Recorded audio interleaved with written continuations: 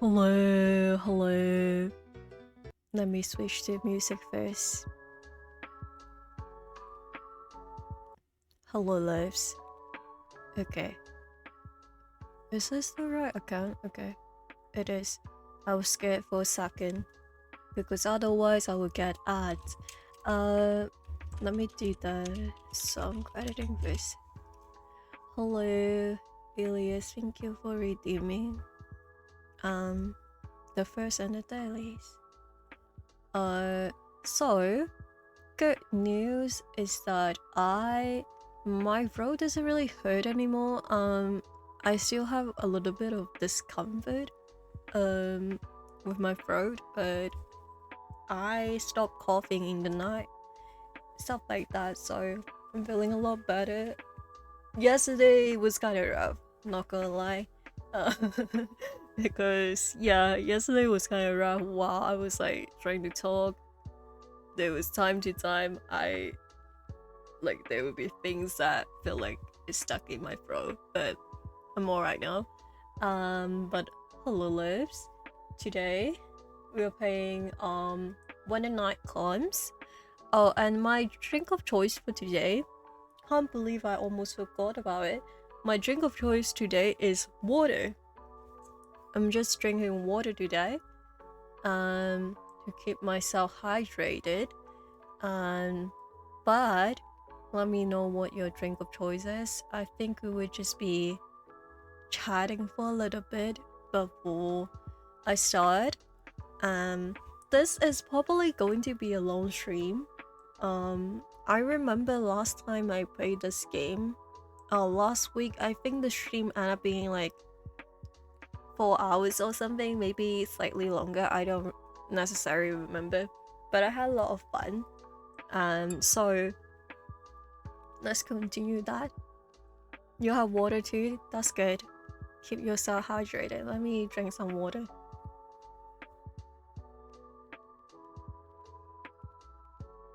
Okay. So, let's see. Let me see something first. Fuck. Oh, sorry for being late. If you're in my Discord, you know why I was late. But I'm alright. I kinda needed that. But yeah, I'm alright. And also I wasn't that late. I think I'm just like 5 minutes late or something. But that's about it. So, one of the things that I want to talk about beforehand is that I am locked in with romancing a specific character or characters in this game. I know that the people who show up, some of them really like one of the other character, but the thing is, because the character in question that people were very interested in, I have romanced them ages ago when I first started playing this game, so I have to switch it up.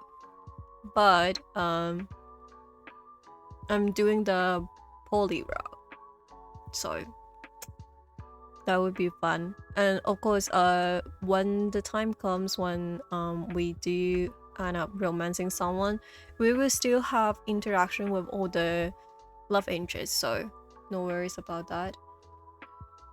Yeah, I'm going for the poly route.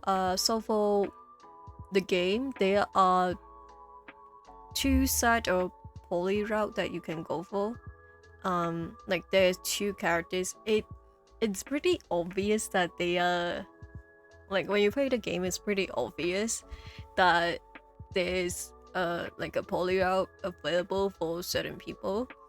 Well, when I go into the game, I can show you guys, but I think last stream I have mentioned that. But yeah, the first time I played this game was back in last year of February, but I don't really remember much about the game anymore. But I look back to like my achievement and stuff, and I did win with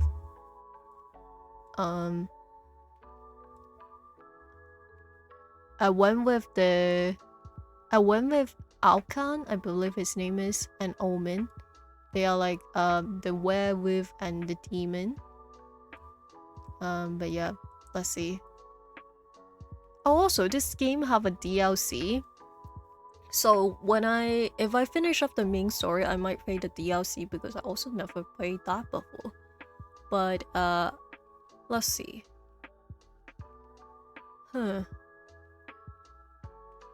Okay.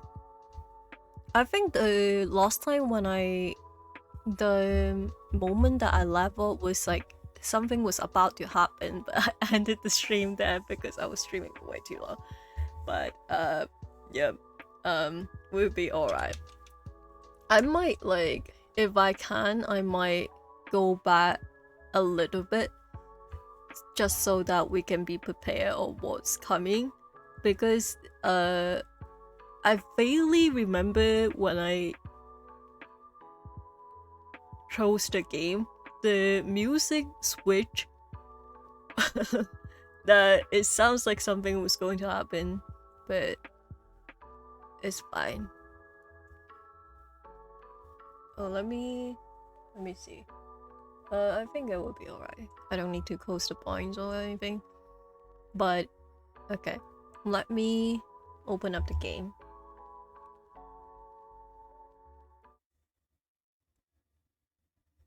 Let me open up the game. Also, I hope everyone is doing well today. Hope everyone is having a good day. Oops. Where is it? Oh, it's not loaded in yet. Go by now. Okay. Yay.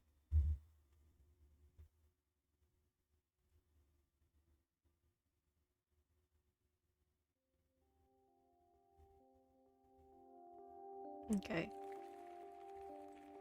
Your body is fighting you? What happened? Are you sick? But here are all the romance options for those who didn't come last stream. But I also said last time that there are some there are probably some familiar voices for people, so don't be surprised. This game is partially voice acted. I think I would keep it like that, and I would just adjust it on OBS because I noticed that sometimes the music is louder than the voices from time to time. Let me switch my category as well. But for those who is curious, this game is currently this game is currently having a 30% off, so be sure to check that out. Not sick, I had hiccups for about 10 minutes. Oh no. I hope you'll feel better soon. Yeah, hiccups are so annoying. I hope your tummy feels better soon. But let's start, guys. Wait, which one is it? Oh, yeah, the last time I played is February 24th. Let's go back a little bit. So this is where the night left off, where we are going to going back to our room. So for reference, we are what they call a hunter, and we got relocated to this town because there are some murder cases going on and a lot of people have died. Let me read this. I stare out of the window and I spot the first snowflakes falling from a stardust sky. Winter has arrived in Lunarius. So many pretty people would be okay. People are really pretty in this game, and I really like the the art style in this game as well. And the music too. But let me know when the music get a little bit too loud. I'm trying my best to adjust it. Let me put this wire away. Okay. My headache is persistent as I lay in bed, but nothing can possibly stop me from falling asleep after the day I have had. I finished the tea that I made with the flowers Ezra gave me, hoping that it begins to take effect. Oops. Yeah, I forgot about that. I closed my eyes, but just before I drip off, a distant whisper. My name was James. Ooh.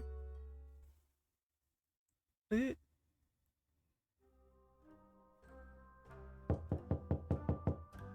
I opened my eyes to the increasing sound of fists banging on my door.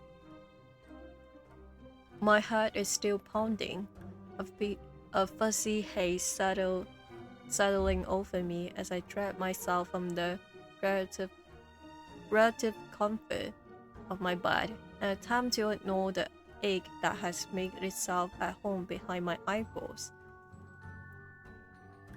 I blinked once, twice, and shit. It's dark? Surely I slept for more than a few hours. You better hope you're dead in a bloody ditch somewhere. Do anyone recognize his voice? August. What the fuck? Oh, sorry.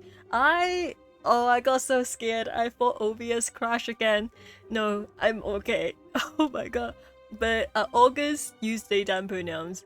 But the voice actor, you see him.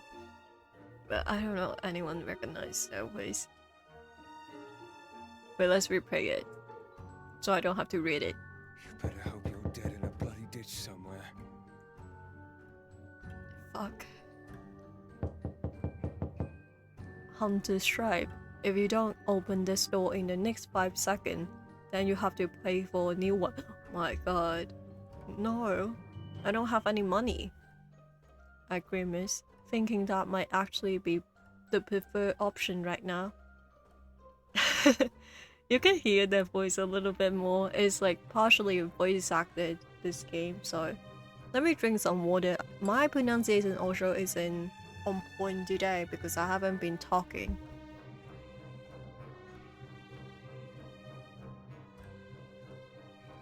I think the solution is I have to speak louder. Otherwise I can't pronounce my words properly. Did I really sleep for a whole day? Wow. At least my death will be at the hands of something other than a ghastly creature, I suppose. Small victories. I look out of the window and it's most definitely past sundown. Lunarius is covered in snow, a pristine blanket of perfect white glistening in the moonlight. There are more people in the street than I have seen the whole time I've been in Lunarius, and they are hanging brightly colored bunting from between the crooked little houses. I have things to do. Important things. I can hear you in there, you know. Can they though? I mean, we're not doing anything, we're just sleeping on the bed. How could they hear us? The thought of opening the door and seeing August ready to tear my head off is less than appealing.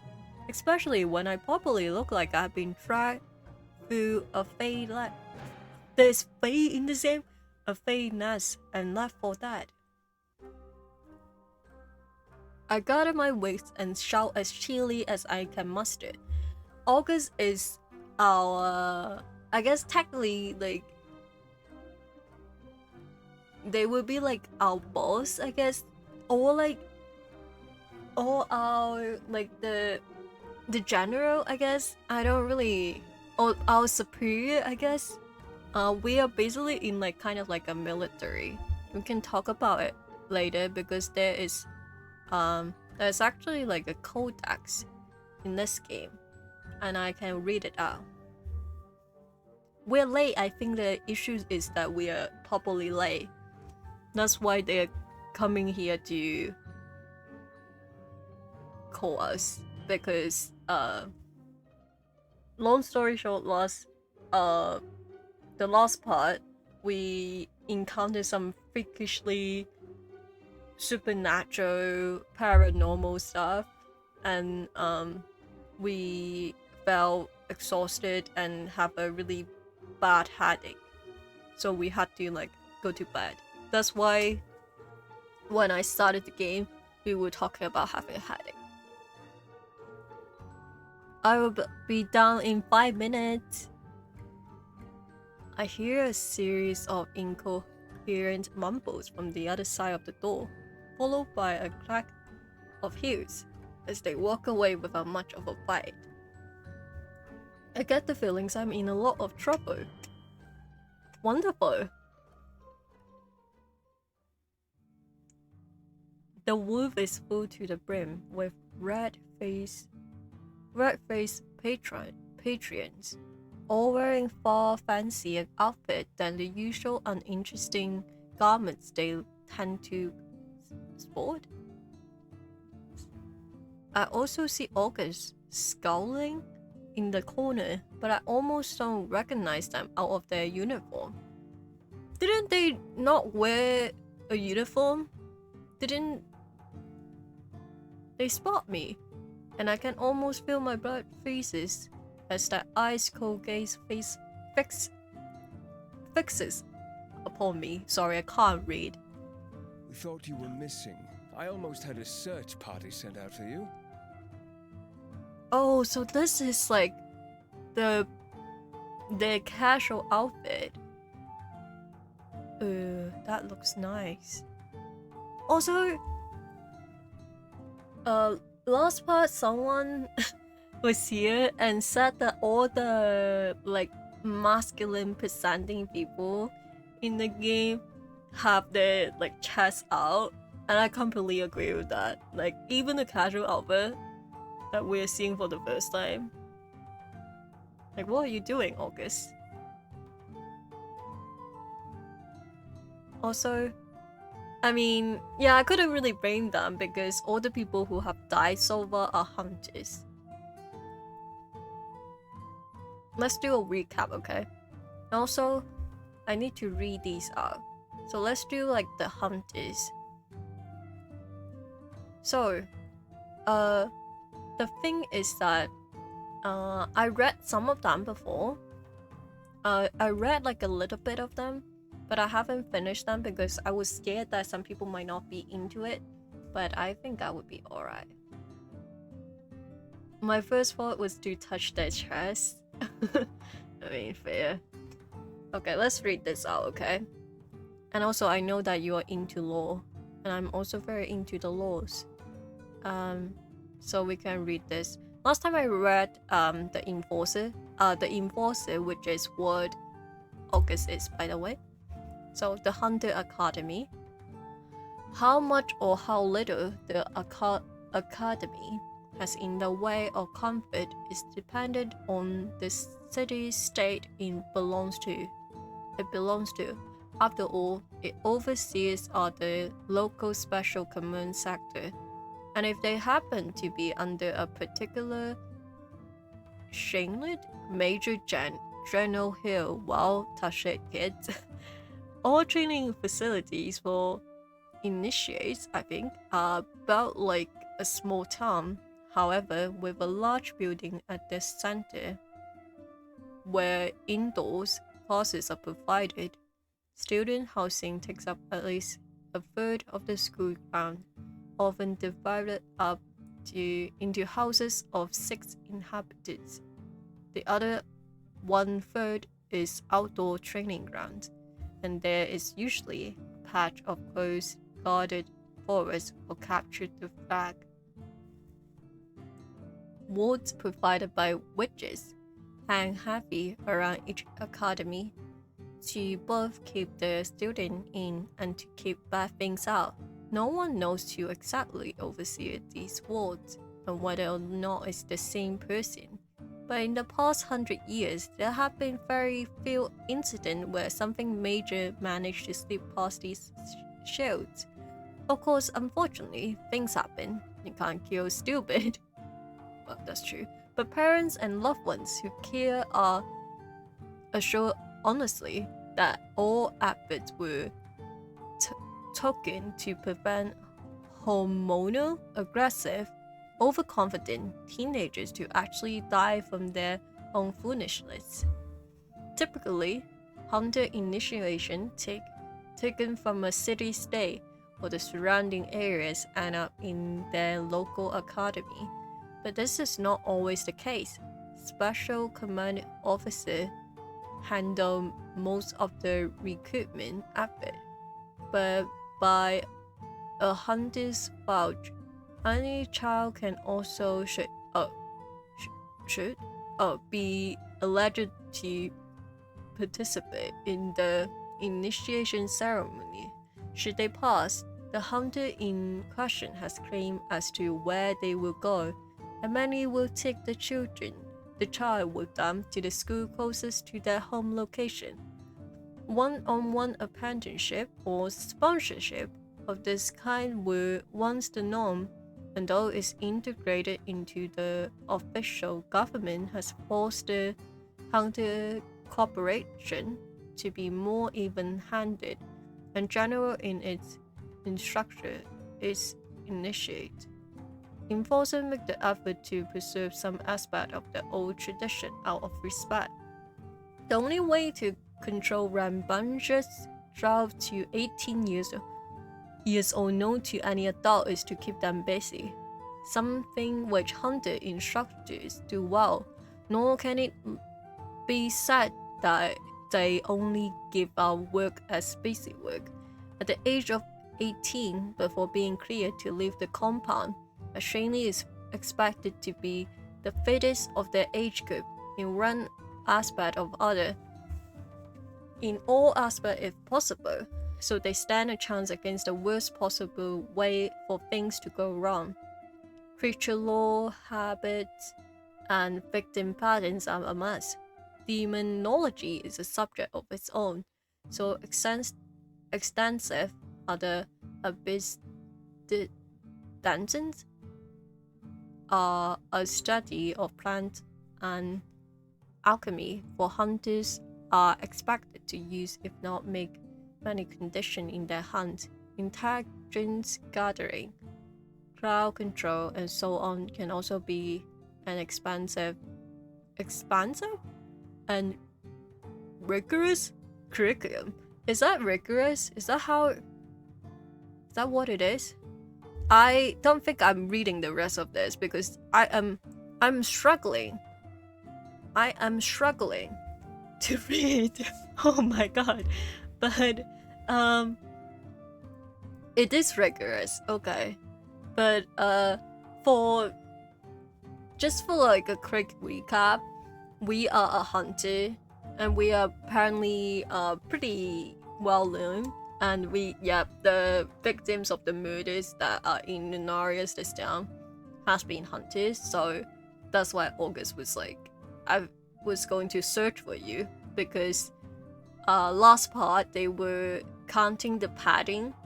It was like I don't remember, it was every few days or once a week something will happen, like a new victim will show up, and we are due a murder. That's like their wording, so they probably thought that we were dead.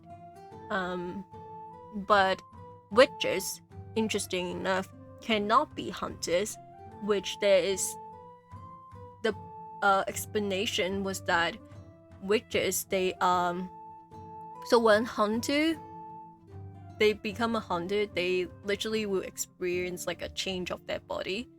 So for witch, that cannot happen because their body is like naturally trying to protect them from the change. So that's why witches cannot be hunters. They also cannot be turned by like vampire or werewolf because of the physical body change will be seen as like an attack of the body, and it will cause them to die. So that's not fun. And the enforcers, which is what August is that they are basically the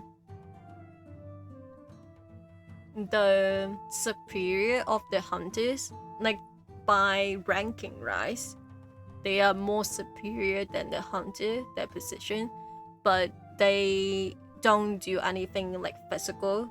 Usually they don't go on like the battlefield, quote unquote.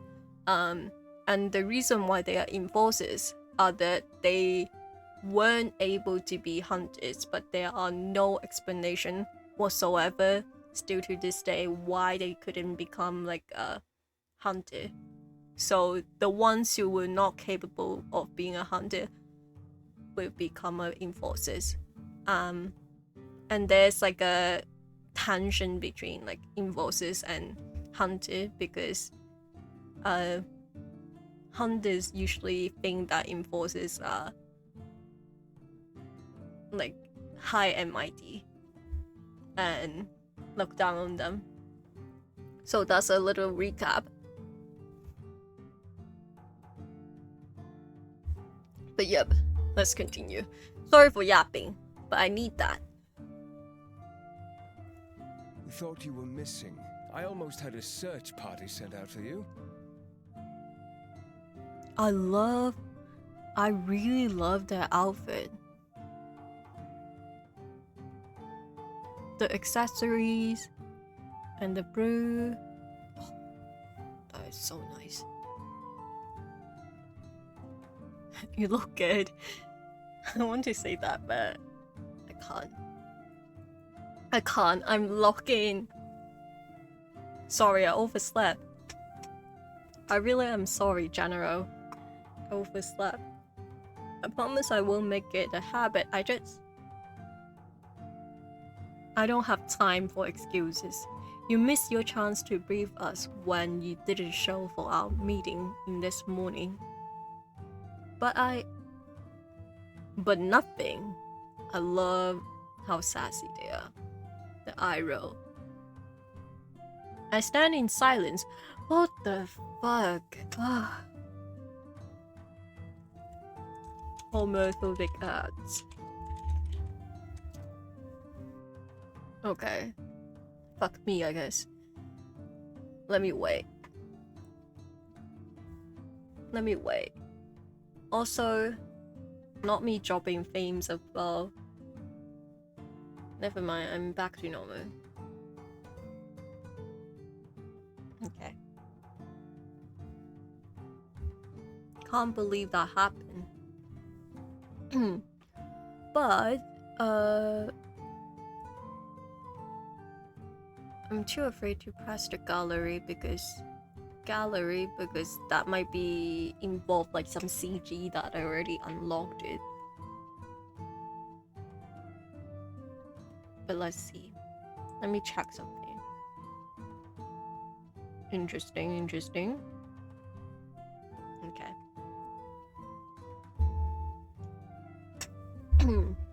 Oh my god. I don't know why, but oh god. Who is that? Oh. Sorry, I got so distracted because someone sent me a message and I was like, who is that? I have no idea who is that. And then it was a spam message that somehow got through with my spam filters on Discord. Ugh, annoying. But welcome back. Are you guys back? I hope you guys are. Oh, sorry, I'm opening a drawer right now. Sorry. I will be right back. Sorry about that.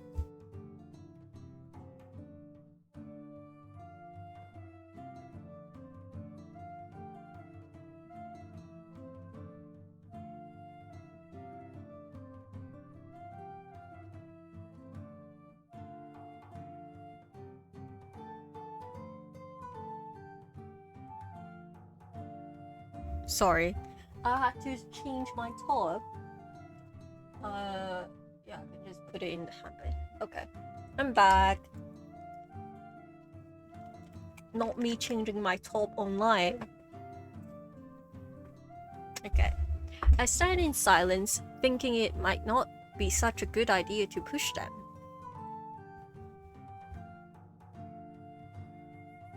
If you had attended this morning's meeting, you would know that there's quite an important event happening this evening. What happened? We don't have much time thanks to your tardiness. Please bear with me while I explain. You're so mean to me. That's so hard. We are in the middle of a crisis, yes, but the Lunar Festival is unavoidable. Harry thinks that if we postpone or cancel it, the town will erupt into chaos. Oh no. What is happening? Okay, so did someone got killed? Also Henry is like the most famous major or like whatever, I don't know the ranking. Like he is like have a lot of power. He also have like a really long fancy last name, you know, like something the third, like that kind of vibe. A lot of power and but yeah. So that's why people are dressing so nicely. And that's why when we look outside there we were like I think it was lights or lanterns, I forgot what they said. Okay. That's understandable because honestly the things that were happening, it seems like it's been affecting the town for so much that people just are like sad all the time. They need stability more than ever right now. The last thing we need is more panic. Lunar Festival? Is that Lunar? We are in the middle of a crisis, yes, but the Lunar Festival is unavoidable. Yep, it's Lunar. Okay. Lunar Festival? A festival where there are horrible murders being committed.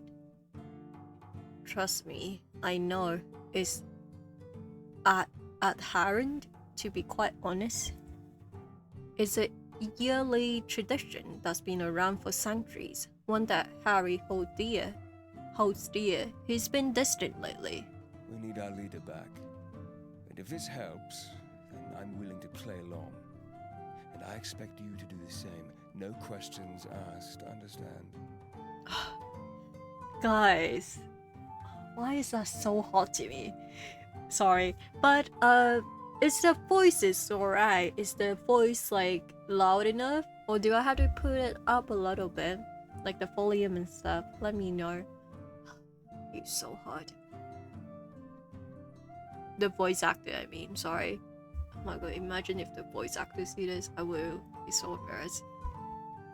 I don't know, do anyone recognize his voice, but I know definitely a lot of people know him. But yeah, August, their design is so cool to me. I really like it. Non-binary representation. Happy Pride. I hardly agree, and I have more than enough on my mind that I need to figure out. But the look August is giving me tells me I have little to no choice. Between you and me, I personally think it's a complete and utter waste of time and resources, especially in the middle of such a crisis. Yeah, but you know, you can't really do much about it if it is a tradition that is going on for centuries. If you stop it, it just makes more people being like feeling more hopeless, I guess, in a way. So I get why this is still going on.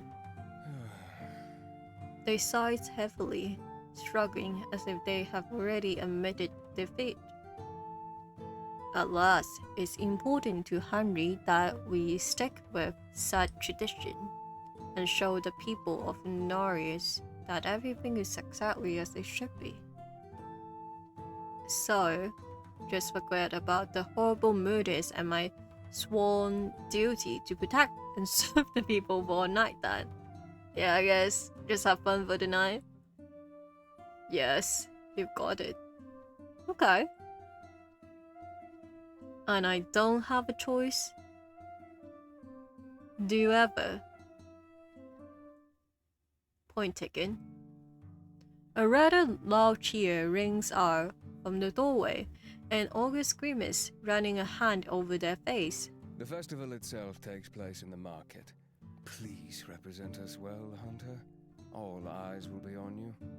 And this is the perfect opportunity for you to introduce yourself to the town. Yeah, that makes sense. I mean, they describe it in a way where... Because last time I remember, they said that people have been talking about us non-stop before we arrived, to a point that when we arrived, people realized we were a hunter. They were like, you are the hunter that they were talking about. And we are seen as like this person that is going to like save them. And then they looked me up and down, apparently unsatisfied with my presentation. You will want to change into something a little more interesting. I suggest you find someone to escort you. It will look a little odd having you wander around by yourself. You have to show solidarity. What if I want 2 people to escort me? Oh god. Okay, let me save. So, the person that I am most interested in Ezra and Finn, because, you know, Ezra is a witch, Finn is a vampire. What's hotter than that? Let me think. Maybe we will go with Ezra. Let's go with Ezra.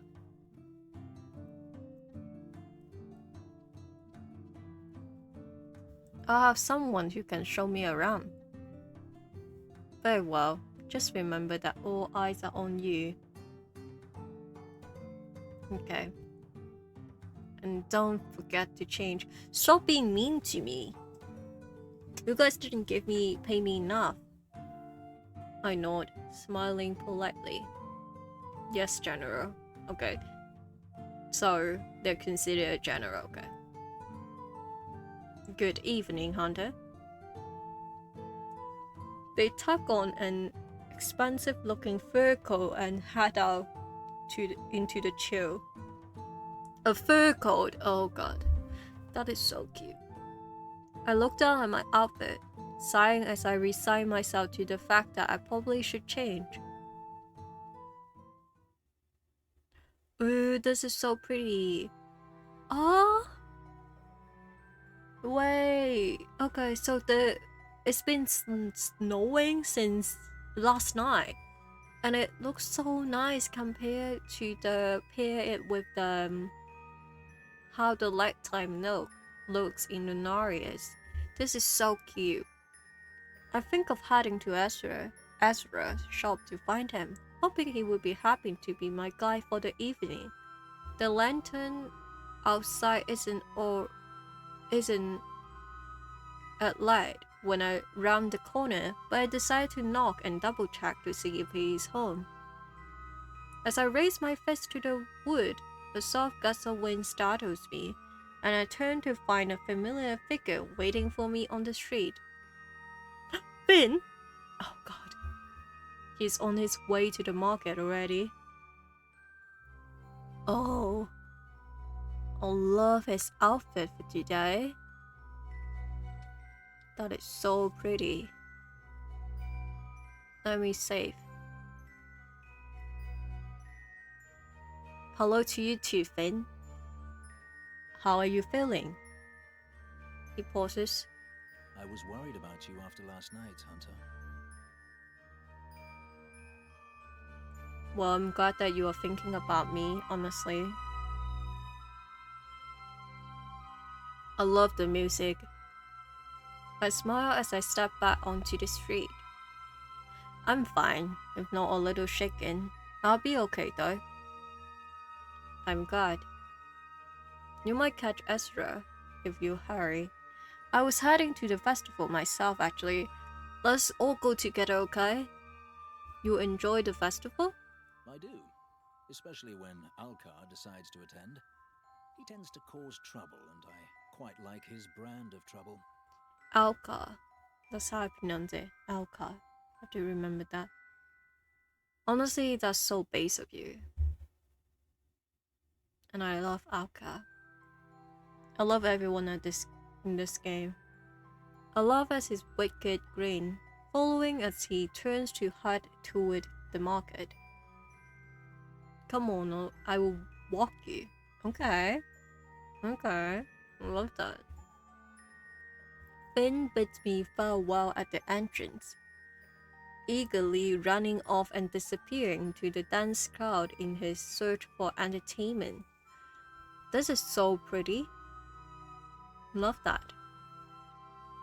He told me I'd likely find Ezra drowning himself in discount goods, so I head towards the store that appeared to be selling herbs, spices, and other ingredients that might be handy to a local witch. I spot a shock of wet hair, and Ezra turned to face me when I call his name.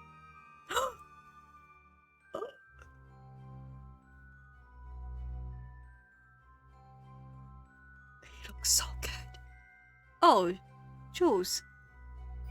I didn't expect to see you standing there. Oh my god. Guys, I can't.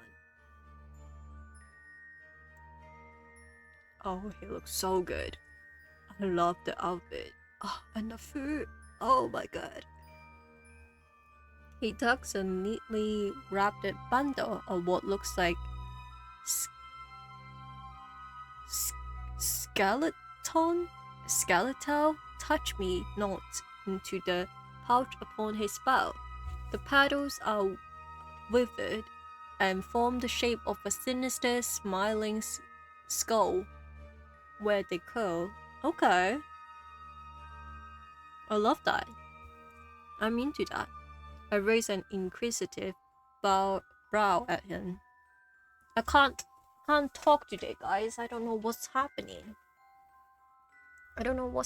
Let me put up the volume a little bit.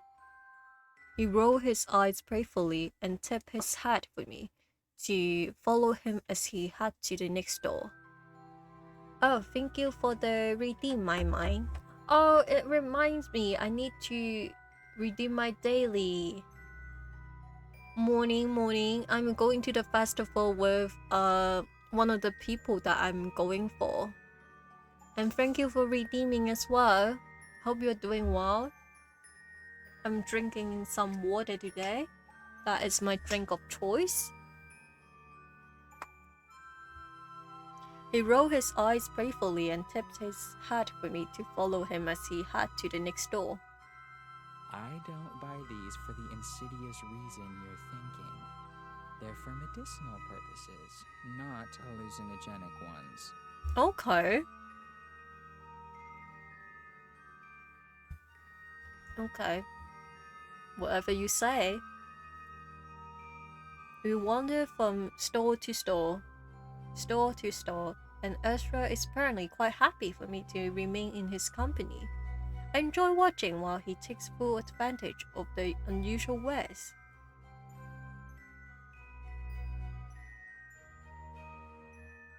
He bothers with a particularly stubborn herbalist over the price of her Angelica root and eventually walks away with a skull on his face. But his expression brightens when he sees me and the wink he offers me tell me he got a good deal. Oh, he's so hot. Guys, I can't. Guys, have I told you guys before?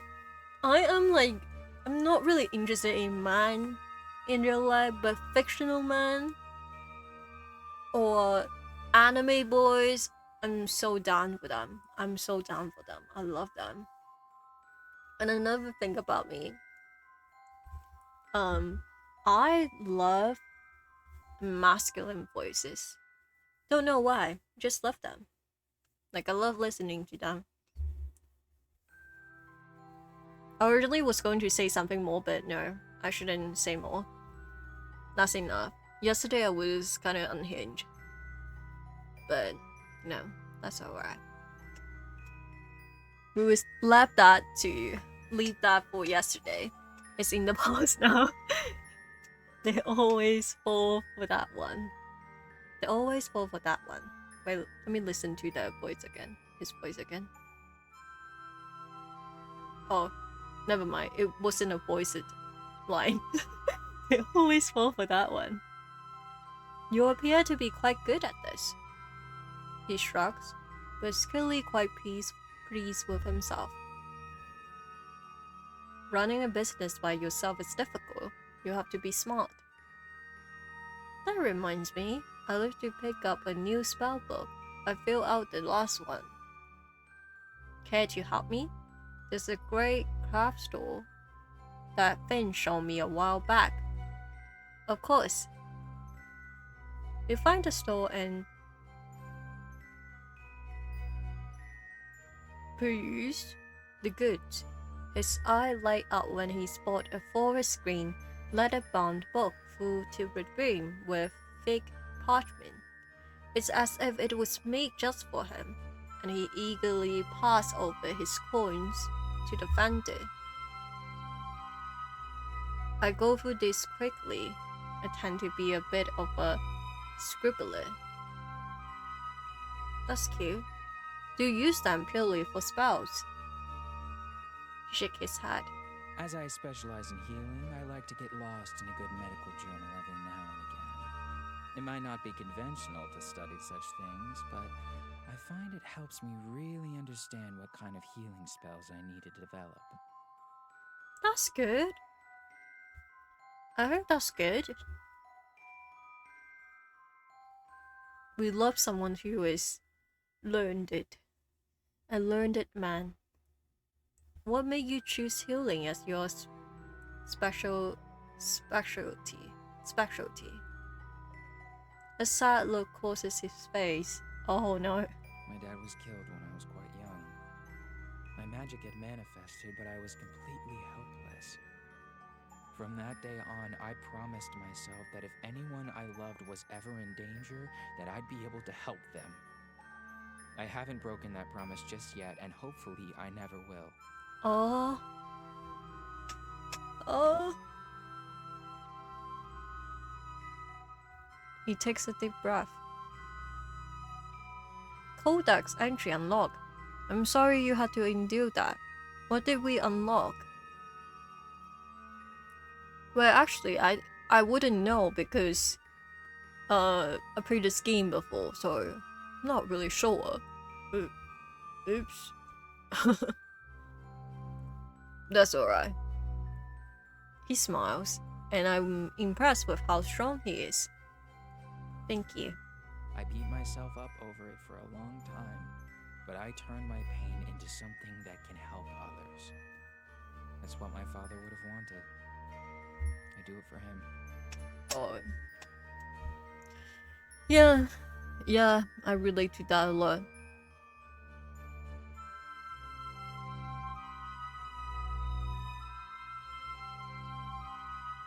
Comfort him.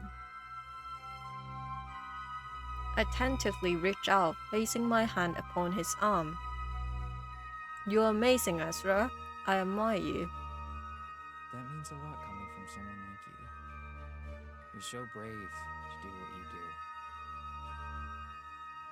do. That is so cute. I love him. He's so sweet. I smiled, and he gratefully leaned into my touch, reaching up to place his hand upon my own. He's warm, even in the freezing cold. Oh, I love that. We're both saving the world then. Yes, we are. But really, thank you. I'm so lucky to be surrounded by such wonderful people. Wonderful people. I reluctantly removed my hand, and Ezra dropped his gaze, his lashes kissing the top of his freckled cheeks. I really love his freckles. That's something that I point out the first time I saw him.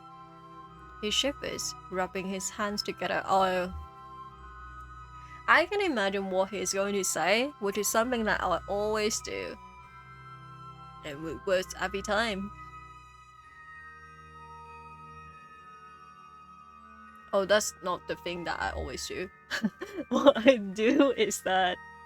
What I usually do, which is true by the way, my hands are always cold no matter what. No matter what kind of weather it is, my hands are always cold.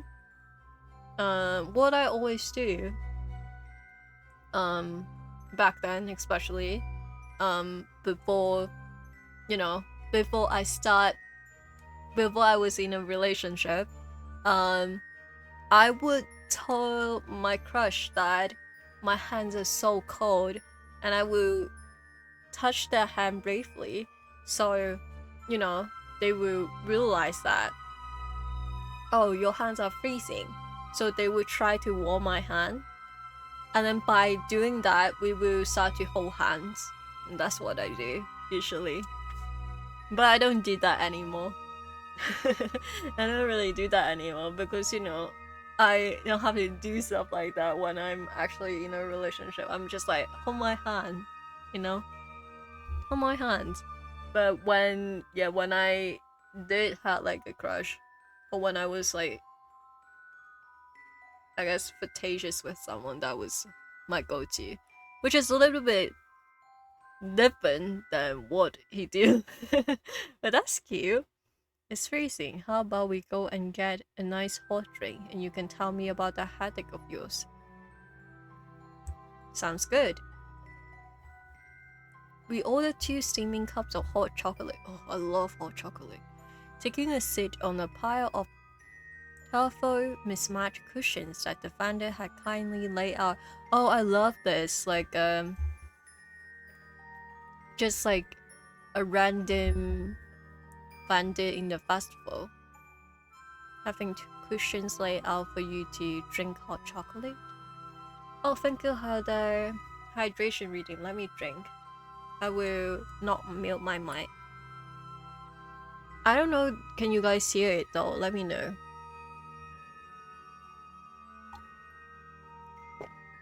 Can you guys hear that? I'm using like a pretty large cup, like a large glass, so you might hear some water sound when I was drinking. Yeah, we can hear it. Good, good, good. The drinks are topped with a generous heap of whipped creams and marshmallows, and we sit in a comfortable silence for some time, watching people passing by and laughing at the sight of a fast-moving alka being towed by Pepe. Okay. I dare to think what he's getting up to. Now, tell me, how you been feeling since, you know? He looks at me expectantly, worry shining in his gaze. I'm okay, apart from the fact that I slept all day and missed a meeting with Henry. I think August wants me dead. I'm sure they don't. You certainly know about it if they did. Trust me. Oh no, not the law. Okay, so I remember last time, Omen said that Ezra and August doesn't get along, or it's one-sided. August doesn't like Ezra, that's the way. And Ezra is like hurt by it. But we don't know what happened towards them. We both laugh, but I don't doubt that he's telling the truth. We finish our drinks, missing their warmth the second our cups are discarded. Ezra suggests finding something to do that might warm us up, so we head in the direction of the music we hear coming from the other side of the market. I spot an unmistakable figure as we draw nearer, and I see Ezra visibly defeated as August turns and spots us. The eye roll isn't subtle. My point exactly.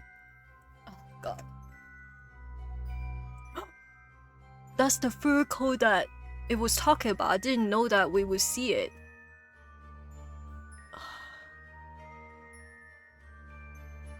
So many thoughts in my head that I can't say. August clutches a glass of mulled wine like it's a lifeline, sigh as we come to a stop before them. Yeah, the fur coat, isn't it a nice touch? Ezra, Jules, just that you're enjoying the festival. Ezra clear his throat, looking up at those ice blue eyes. Yes, we are. How about you? That wine looks delicious. They tilt their cup, studying the dark red liquid. A stick of cinnamon added for decoration. Oh, that sounds so good. Yes, well, wouldn't be the Lunar Festival without copious amounts of alcohol to pass the time, would it? Real. Ezra smiles politely, but I can tell he feels a little uncomfortable. It's been nice seeing you. We better get going. He looks at me, requesting back up. Yes, we are off somewhere. Okay. Jules is such a bad liar. For me, I would have said, oh, we are going to look for Finn. Like, what? Jules? Work on your skills. Well, enjoy that, whatever it may be. They can tell we are lying. They can tell our ass is lying. Farewell. We continue onward in silence, and Ezra seeming a little defeated after our brief encounter with the enforcer general. Not the ads.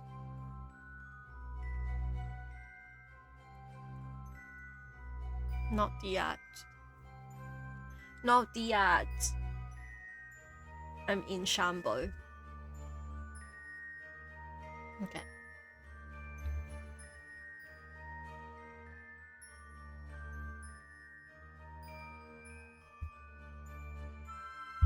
Okay. So, my water is like almost finished. But the thing is, I don't have any like non-boiling water at my house. So I think when I finish it, I will go get some tea. But I will be right back. Let's see. Be right back. I need to go to the restroom. Be right back. Restroom break. Restroom break. I'll be right back. Behave, guys. Behave.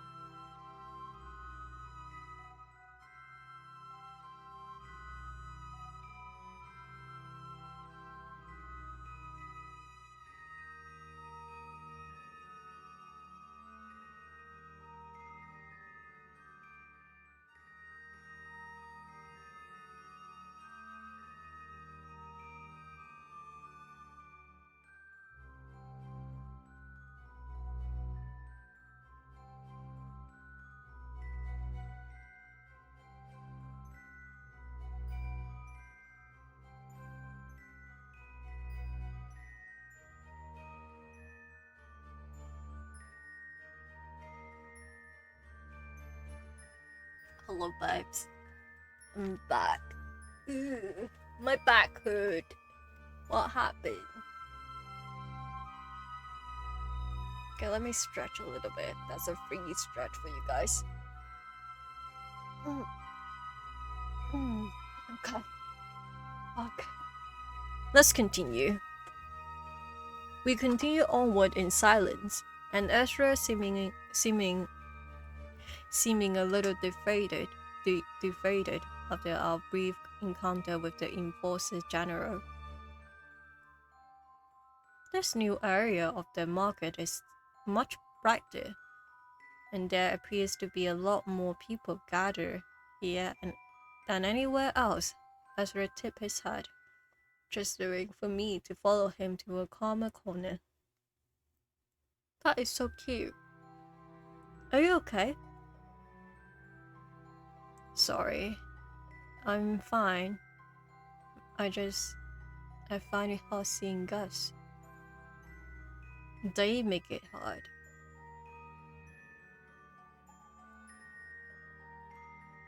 Should I ask him? Should I ask him about it? If it go badly, I would just rewind. But what do you guys think? Should I do it? Sorry, let me put on my lip balm. Because my lips are dry.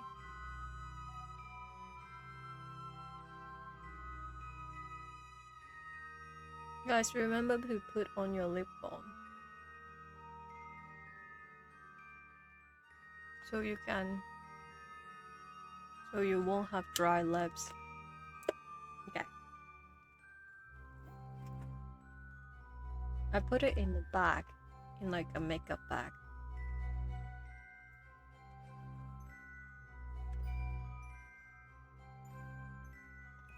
Let's ask about it. No, what's the worst that can happen? If it go badly, I will rewind.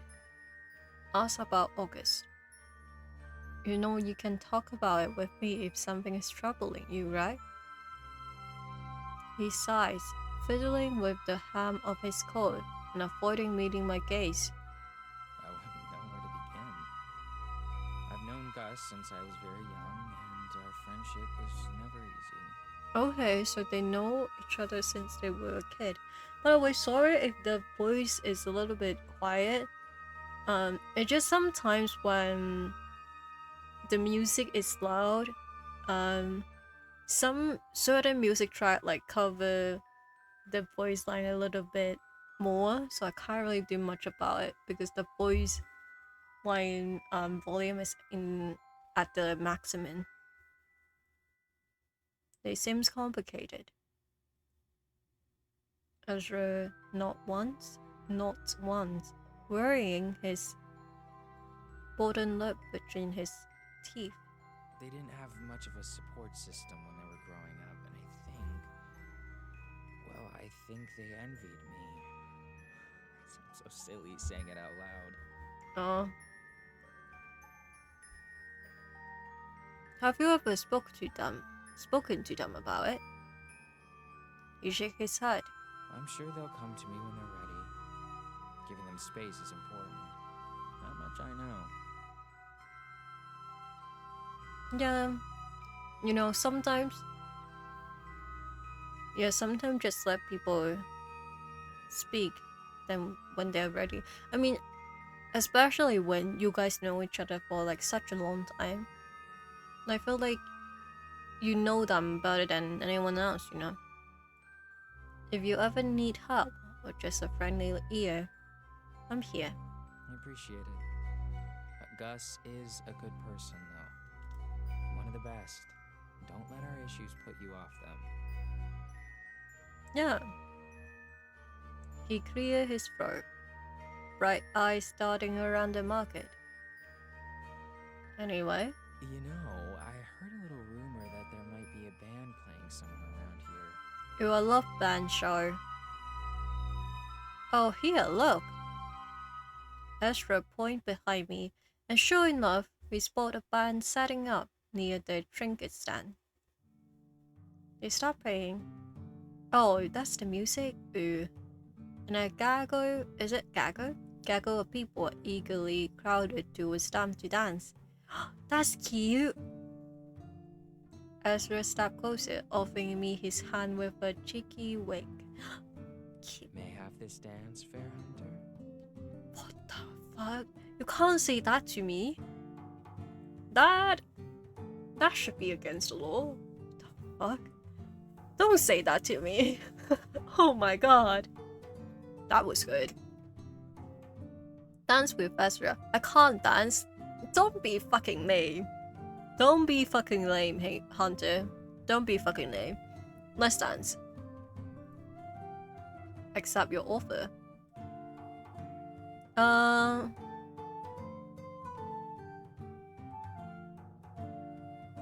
Wait, let me think. Yeah, take the lead, I guess. I grab his hand and place it in mine. Sorry, but I will take the lead if you don't mind.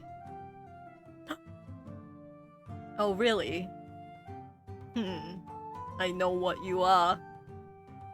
I pull him close, and my other hand at his waist. If that's okay with you, of course. More than okay, Hunter. Ooh. We fit together perfectly, our fingers intertwined. His other hand resting upon my shoulder. The music is cheerful and fast, and we spin and step in time with the beat. His laughter is magical. I catch myself staring one too many times. He looked up at me with those emerald eyes. Our bodies pressed close, and I find myself forgetting my name. Oh. Well, I know that feeling. God. We are in love. The song comes to an end, and a dramatic finish grant me the opportunity to close off the dance with an impressive dip. He holds me a little tighter, a charming sequel falling from his lip as I fling him backward, holding him steady. Is that skill? Skill? It's fine. I pull him upward, gathering my wit as I release him, missing the contact. That was amazing. The crowd claps, and I barely even noticed that most of them had stopped to watch us, too lost in Ezra to care. Oh my god. It's over for us. It's over for us. Oh, we are so damn bad. We are fucking in love. Which is completely fine. Happy Pride Month, guys. Happy Pride Month. Happy Pride Month. You're quite the dancer. I'm impressed. Oh, he looks so good. Doesn't he look so good? I've said this before. I never danced with someone before. Yeah, I never danced with someone before. So need to do that next time. Need to remember to do that next time. In the distance, we hear the loud boom of fireworks, and Ezra grabs my wrist. That is wrist. Quickly, we will miss them. I love the music change. We make a break for it, dashing through the ground until we reach the docks. Oh, that is gorgeous. That looks so good.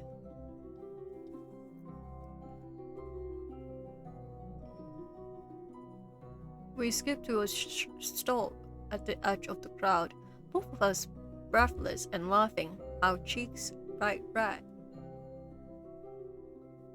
Watch in silence. Watch Ezra. I'm watching Ezra.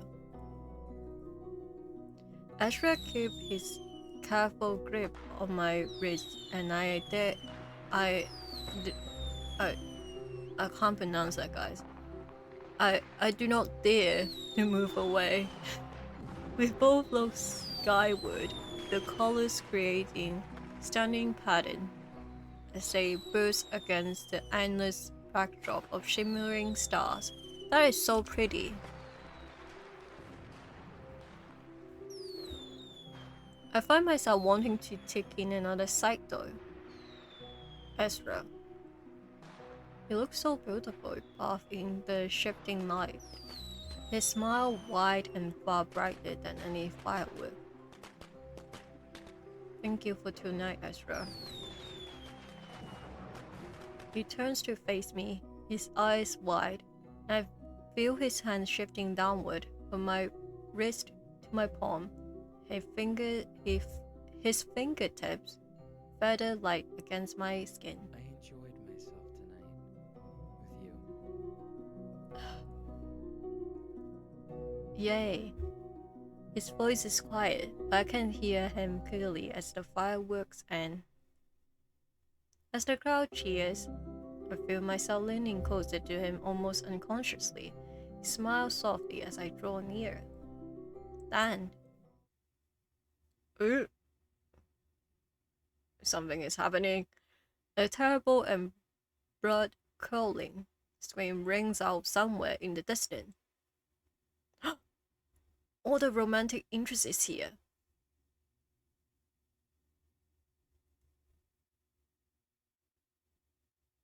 What?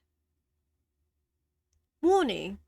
Any dialogue option labeled fight in this chapter will lead to scenes containing violence and gore. Brief description is advised. Okay, guys, you know it. You know that. No. Let's get ready. No more day. We are fighting. This is really pretty though. Oh, the music is so good. Okay. Let me adjust myself. The cold winter wind whips against my skin as I run as fast as I can, sinking deeper into the ominous woodland that surrounds Lunarius.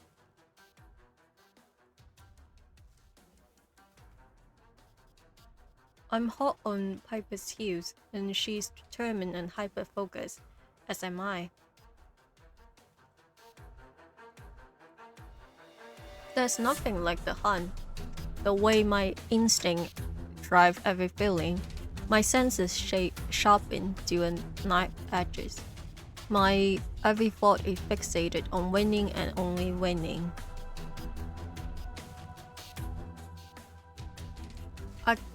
I can think of nothing else but finding the source of the distress, a terrible sense of dread swelling deep in my gut. The woods are teeming with every hunter, and enforcing Lunarius has to offer. Each and every one of us silently hoping that this isn't what we think it is. That this isn't the fifth victim that we all been expecting. Another of our comrades targeted and slain so brutally and without an apparent motive.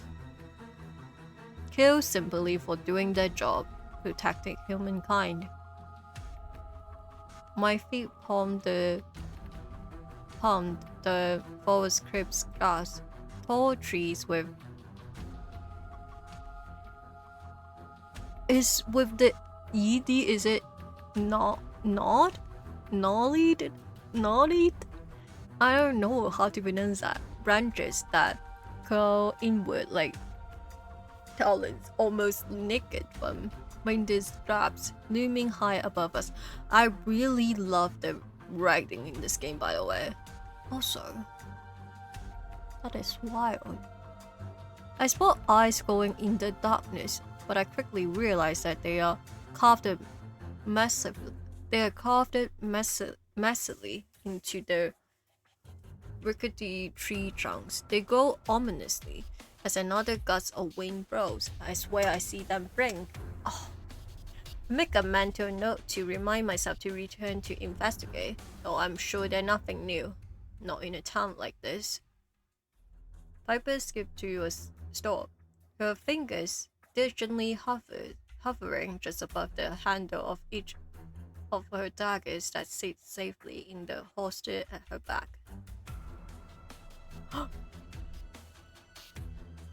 Piper, do you hear that? A quiet but obvious whisper echoes among the trees, a pain gone from something unquestionably inhuman from a creature. I did. She's so pretty, by the way. Her fingers twitch. So do mine. Eyes narrow, every sense razor sharp and zoned in on that singular point. It feels young and inexperienced. It's beneath our skill level. Beneath us. Okay. She said it with such a confidence, but her guard is still firmly up.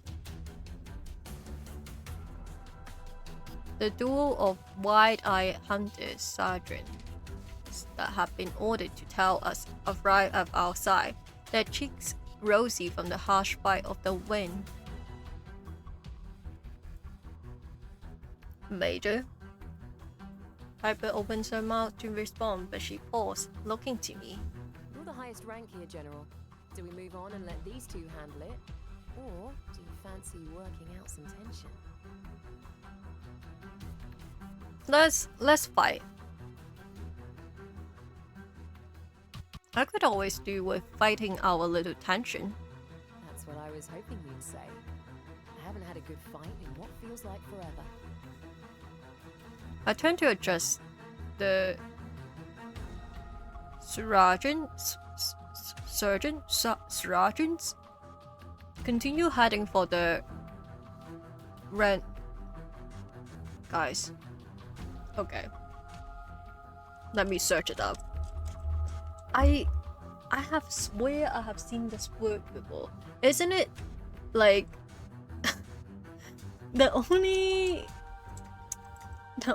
reason why I know this word is like whenever people is talking about like your rendezvous, talking about like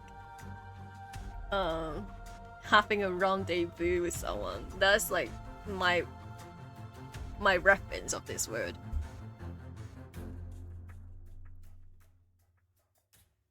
If you encounter General Wallingham,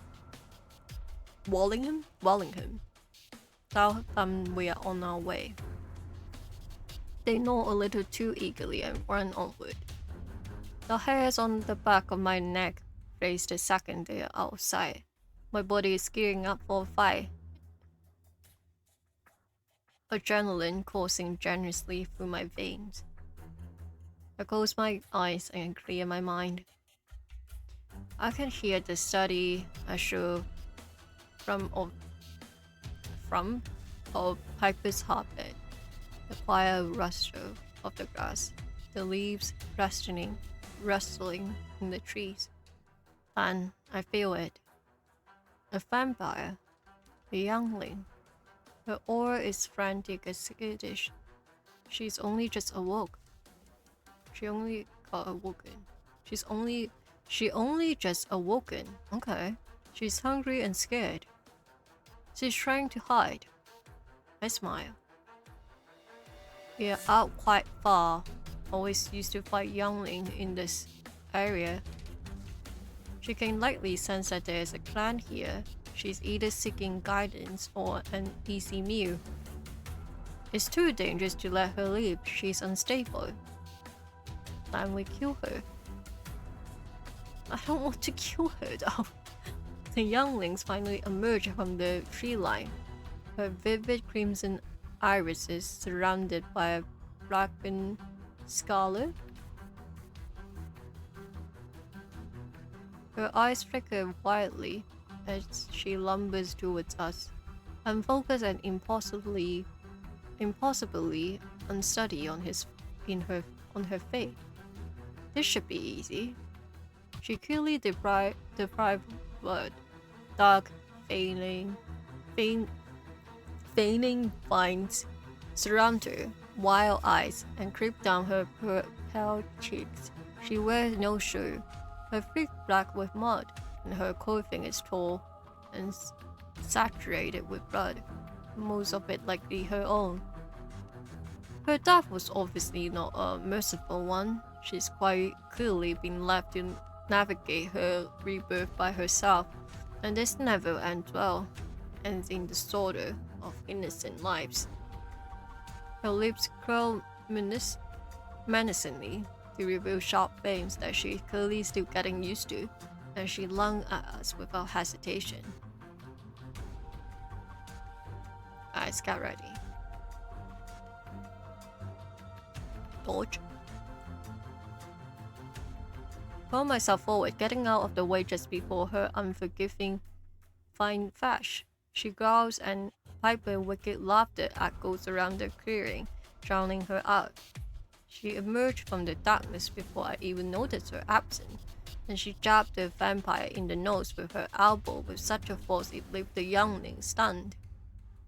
I see an opportunity to take it, kicking the youngling's leg from under her and sending her tumbling to the forest floor.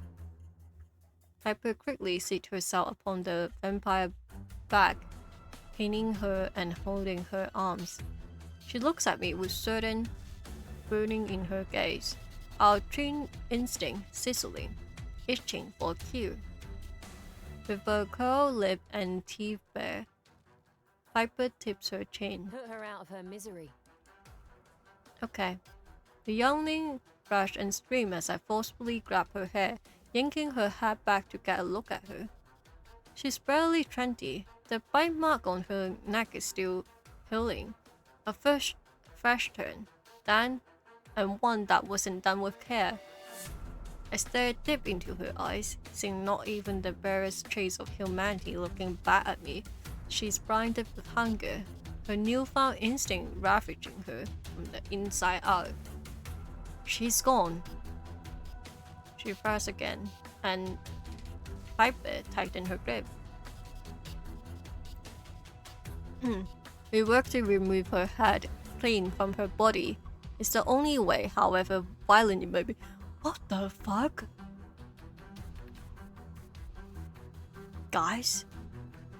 You have to behead a vampire in this universe for them to die?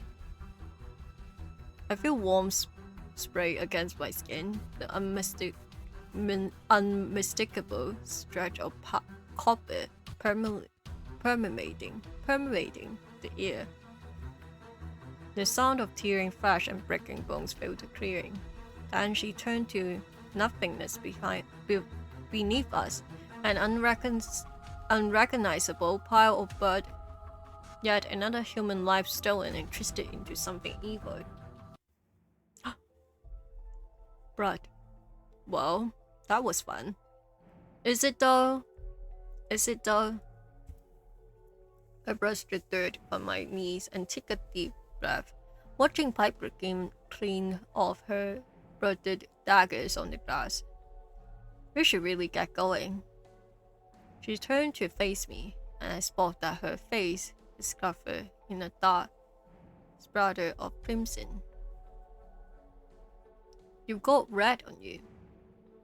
Point to my own cheek, tapping it gently. She looks at me like I'm an absolute idiot. You got blood on your face. Oh, well, what's new? You do it too. Are you stealing my look? I shrugged, scribbling at my own skin. With scrubbing? Oh, scrubbing, not scribbling. Oh my god, I'm so fucking dumb sometimes. I was like, oh yeah, scribbling. Start with a S. And with like R in between it. And what else? I don't remember what else is in common with the word scribbling. And my own skin with the sleeve on my coat just to be sure. It comes away a deep crimson. I call it hunter shake. That's how you know we're gay. When we have blood on us, we are talking about fucking faction. Happy Pride Month. Piper rolls her eyes, sheathing her daggers and sweeping at her face.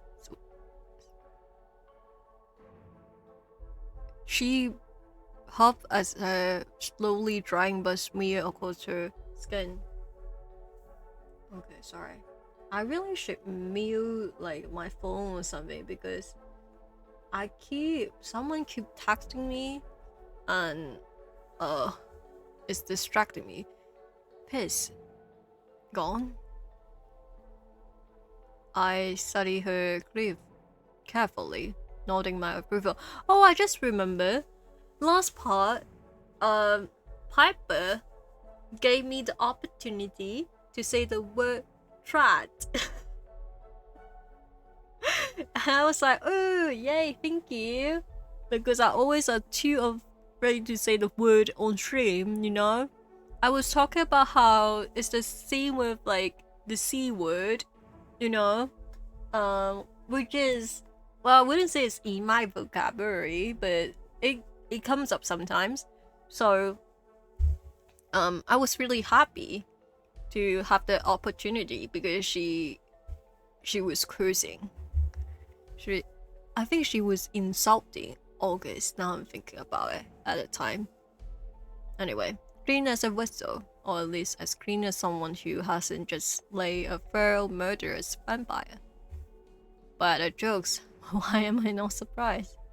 She take a deep breath, looking around and now eerily quiet clearing. We better get going. August will be having an absolute bitch fit. Piper tilts her head to the side, a loud cut as her bone clicked back into their rightful place. Let's dash. It's easy to tell what we are dealing with as we, oh god, guys,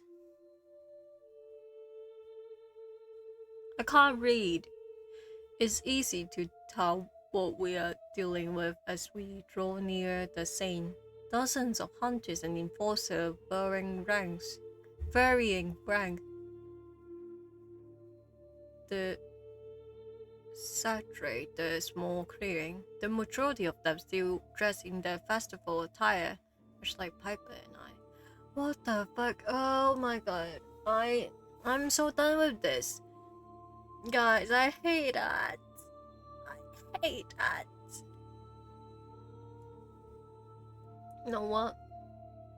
Let me pull up my Twitch stream management. Stream manager. Okay. Let me pull this up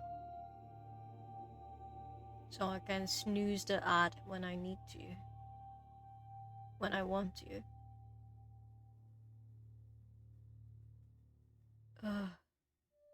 This is awful.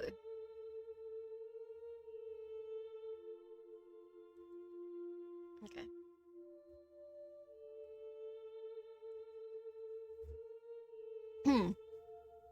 I'm so excited to see what happened. Even though I'm pretty sure someone died.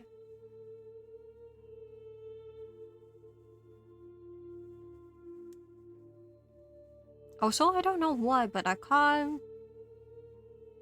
struggling to speak today. And also struggling to read today. I don't know what's happening, so bear with me, everyone.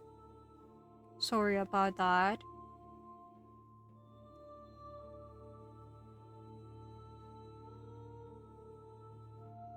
Oh, welcome back, Lips.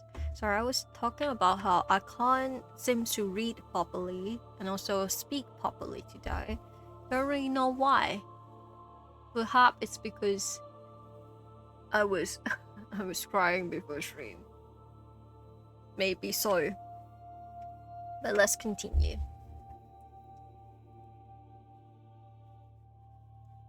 We spot a retrieval team emerging from the tree line. Their faces are pale and drawn. It's then that I know, oh, someone died. They didn't make it. You're here. We are. We ran into some trouble on the way, but we took care of it. Got it, that's why you were so late. It's fine. Also, obviously, such things cannot be prevented. It's not good news. as I'm sure you can tell. Okay, I think I can remember. I think I can remember the law here, like a little bit. At least I remember the person that is involved with this. I think. My heart sinks. I knew, but hearing it out loud is still unpleasant. Do we have an identity? They shake their head, brushing the front of their fur coat that I'm sure they are less than happy about wearing in such a situation. We cannot identify The voice catches. Their voice catches. There is no body. Again, nothing but... well, I don't need to repeat such monstrous details. You've read the reports from the previous murders. Much of the same ghastliness. Oh god. Okay, so the reason why August said that there's no body is that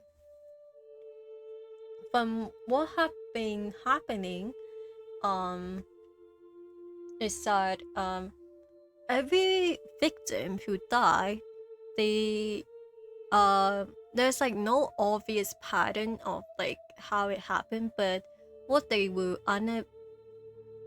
doing to the body is that they will be like burned, so there's only like ashes and stuff like that, so because of that there's no body. Piper scrubbed her shoulders tenses, and I swear I can see tears in her eyes. She's hurting and angry, so angry that I can feel it. Goose fresh prickles across my skin thanks to our close proximity, and my only emotion wavered with the sheer force of it. This is fucking ridiculous. This cannot keep happening, August. I flinch, feeling the surge of the energy as August reacts. The smell of ozone is suddenly thick in the air. There's a flash in the darkness, and violet sparks crackle about their clenched fist. Their eyes are right. Oh, their eyes are light, not alright. Okay. The hand and the eyes. Thank you, Piper, for your input. I didn't know this was upsetting. I assumed everyone was enjoying this. Stop biting. A dozen eyes turn to look at them. They quickly calm themselves. August looks beyond exhausted. As always, the skin beneath their eyes is purple, their cheeks draw. Piper opened her mouth to retaliate, but wisely decided against it. This actually might be the first time I have seen her looking guilty. August averted their gaze as if they can't bear to look at her. They're upset too. I suggest you keep your thoughts to yourself in such a situation, unless you have any useful insight.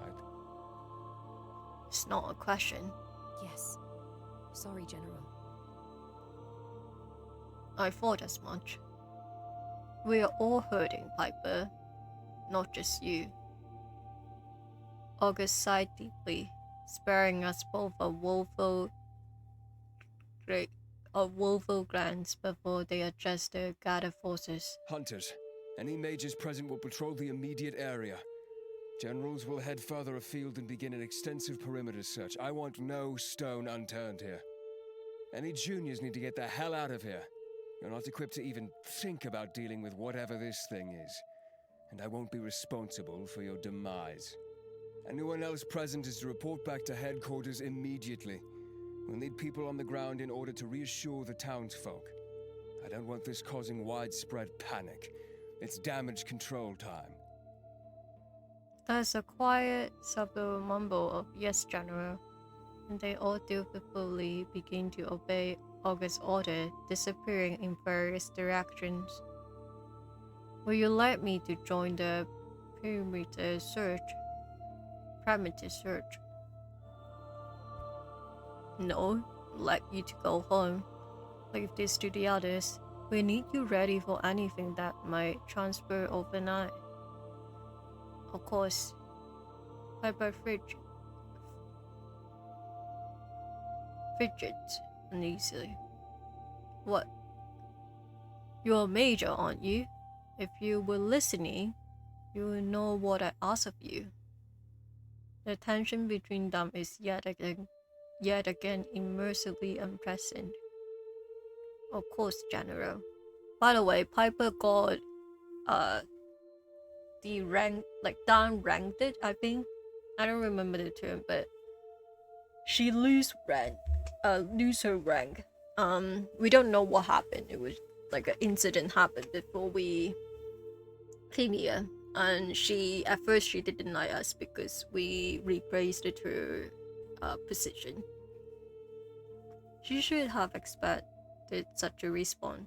I wonder if she ever learned, or maybe she's hoping to wire them up. Can't tell. She throws me a quick, pitiful glance before she glares at August and turns to join her comrades. Later, August massaging their temple, inhaling sharply. I notice that their hands are trembling, and I unconsciously take a step towards them, fearful that they might pass out. They hold out their hand. I'm fine, really.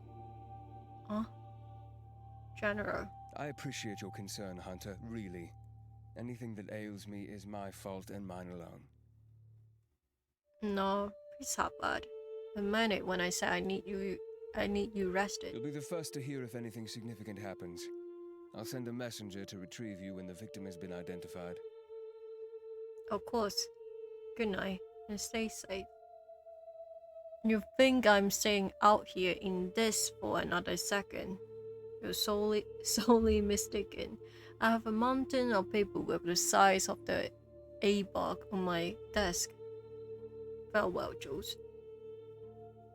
I take a final look at the scene where the enforcer witches have cast their mage light over a blooded patch of glass, leaving them to their work no matter how much I long for investigate. After that outburst, it's best not to question my enforcer's request. I bow my head before I turn, eager to get out of here. As I head back through the woodland, I notice how eerie silent it is. A strange sense of calm washes over me. Then, a whisper.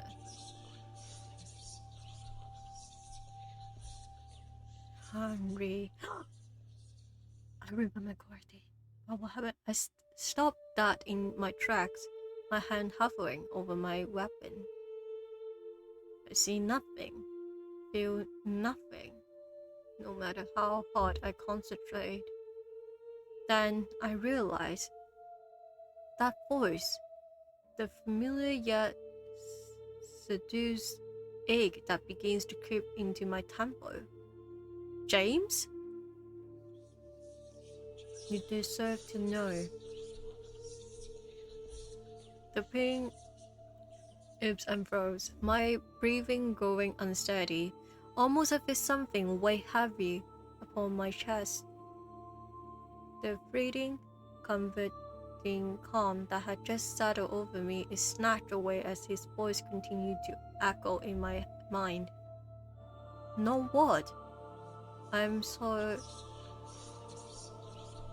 A sharp, burning pain stood up along my spine, and I fall to the ground. The snow-covered grass is wet beneath my fingertips. His words were cut off, and after a moment, I'm yet again surrounded by a blissful silence. Fucking ghost. Later, boy.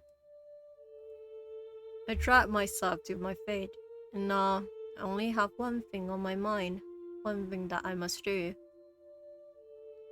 Visit the Lieutenant General and find out what the hell is happening to me. After having no luck finding him in his own office, I head to the only other place I assume he might be at this hour. The door to August's office is thankfully ajar, so I peek around the frame, finding Henry standing alone. He has a report in his hand. His coat hanging on the back of August's chair, looks exhausted, his eye red-rimmed. However, when he noticed me, he still offers me a bright, earnest smile. I can't tell you how relieved I am to see you safe. My throat feels tight, and I can't quite place why. James is doing a good job of making it difficult for me to stop thinking about him. The pain I felt from his final moment was raw, like an exposed nerve. For some reason, when I think of it, I now think of Henry. I need to know why he wanted me to come here, why everything seems to point back to the man standing before me. I need to tell you something, but I need you to promise that you won't think I have lost my mind. That's it. Henry narrows his gaze, nodding once. Go on. I visited the graveyard a few days ago while I was getting my bearings. He stays silent, but I can't help but notice the way his knuckles bleed white as he tightened his fist. I felt an overwhelming sense of grief there, pain, a yearning for a lost love, sense of failure, and creeping sorrow. I thought nothing of it at the time. It's not unheard of for those that have been murdered to feel scared or sentimental in that final moment, in my experience. But Henry dropped his gaze, his bright eyes sad and edged with tears. My words threatened to catch in my throat, but I relented. The other night I visited again. It was almost like something was pulling me there. I heard more, not just a memory this time. He spoke to me. It looks like he's seen a ghost. He stared at me wide-eyed, quickly quickly wiping at his cheek. Oh, James. Oh God. Angst incoming. I got the horrible feeling that he'd been waiting for this. I need to know. He nods, clearly understanding. Then he takes a deep, shuddering breath. James was assigned as my very first hunter the moment we both graduated at 18. He'd shown remarkable promise in school, basically skipping all of the junior nonsense that they force on you. I, too, had impressed, so we were placed together in the hopes that we'd become unstoppable. We were inseparable in the field together for decades, until I took this post as Lieutenant General. A pause and another deep breath, one that shakes. But, as well as being my subordinate, he was also my partner. My husband. No. No. My heart sinks, felt racing in my throat.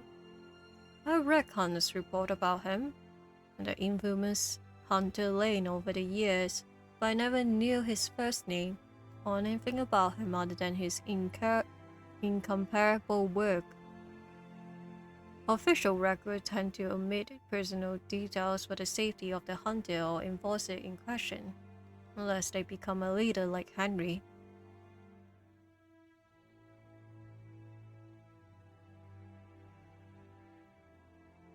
They were immutable, the best of the best. Together, they killed some of the most nefarious creatures in our history, and without question, every young trainee aspires to be just like Hunter Lane. To think that he's just gone, and what Henry must be going through. I'm so sorry. I had no idea. For nearly 10 years, yes. But we'd known each other forever. I failed the hunter initiation quite dramatically, and he was taken away to his father's home country to train to become what I'd always dreamed of becoming. Life had other plans for me, but we still found each other in the end. He used to joke that we were destined. The romantic fool. I really don't think it's sunk in that he's gone just yet. No. No. I keep thinking he's going to walk through my door, covered head to toe in blood and grime, with a stupid, wonderful grin on his face. I notice how his eyes light up when he talk about him. They say that people deal with grief differently, but I haven't quite figured mine out just yet. I apologize for not telling you, but it was important to me that I could trust you first. My judgment has been impaired, I'll admit it, though this turn of events isn't exactly what I expected. All I can think about now is justice. About the others that died before him, and what we could have done to stop it. What I could have done to stop it.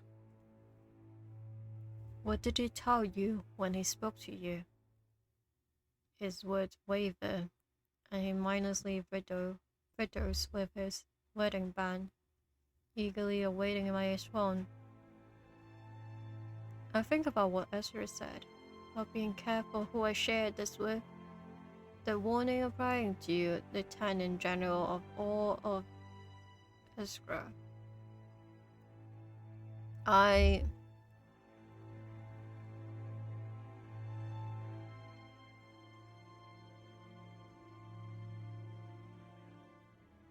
I'm lying, sorry. He just told me his name, nothing more.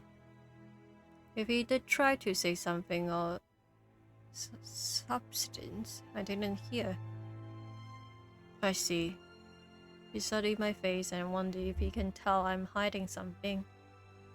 I stand my ground, my expression solid.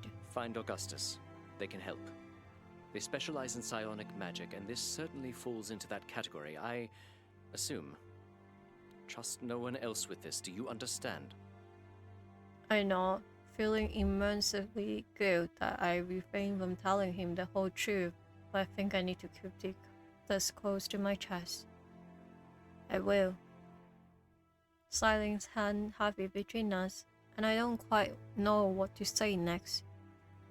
He looks devastated, understandably. He must have so much on his mind already with the latest murder, and now this. The way he came alive when he spoke about James didn't go unnoticed. I wonder if maybe talking about him will lift his mood. There's a lot of hunters out there that can only aspire to be half as brilliant as Hunter Lane. I'd love to hear what he was like if you don't mind. His somber expression disappeared and he seems to brighten up a little. He was a cocky son of a bitch, but it worked well for him in the field. He was never careless, though. I often found myself watching him instead of paying attention to whatever was attacking us.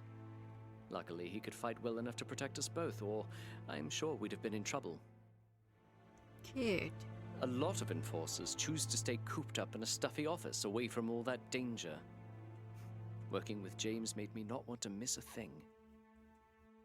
He digs into his coat pocket, retrieving his wallet and pull out a small, wedded photo. He paused, staring me deep as if he has restoration. But then he hands it over.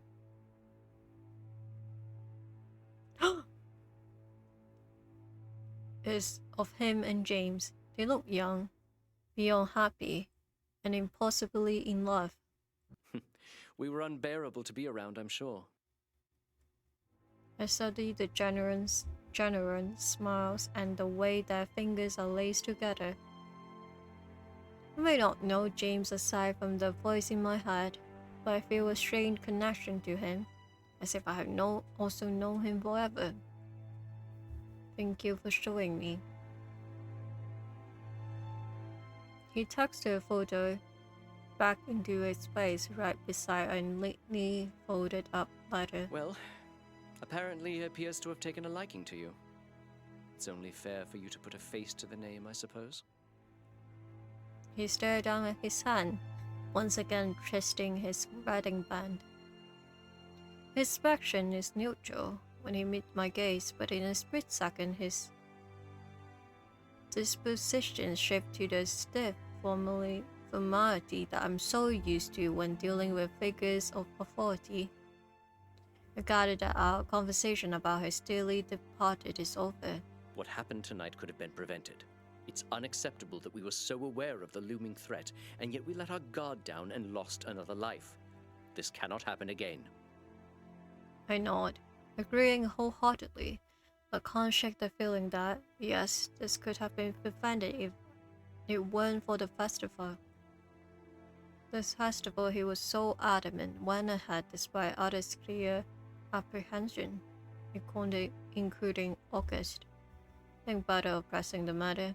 Henry suddenly doesn't seem like a man willing to admit fault.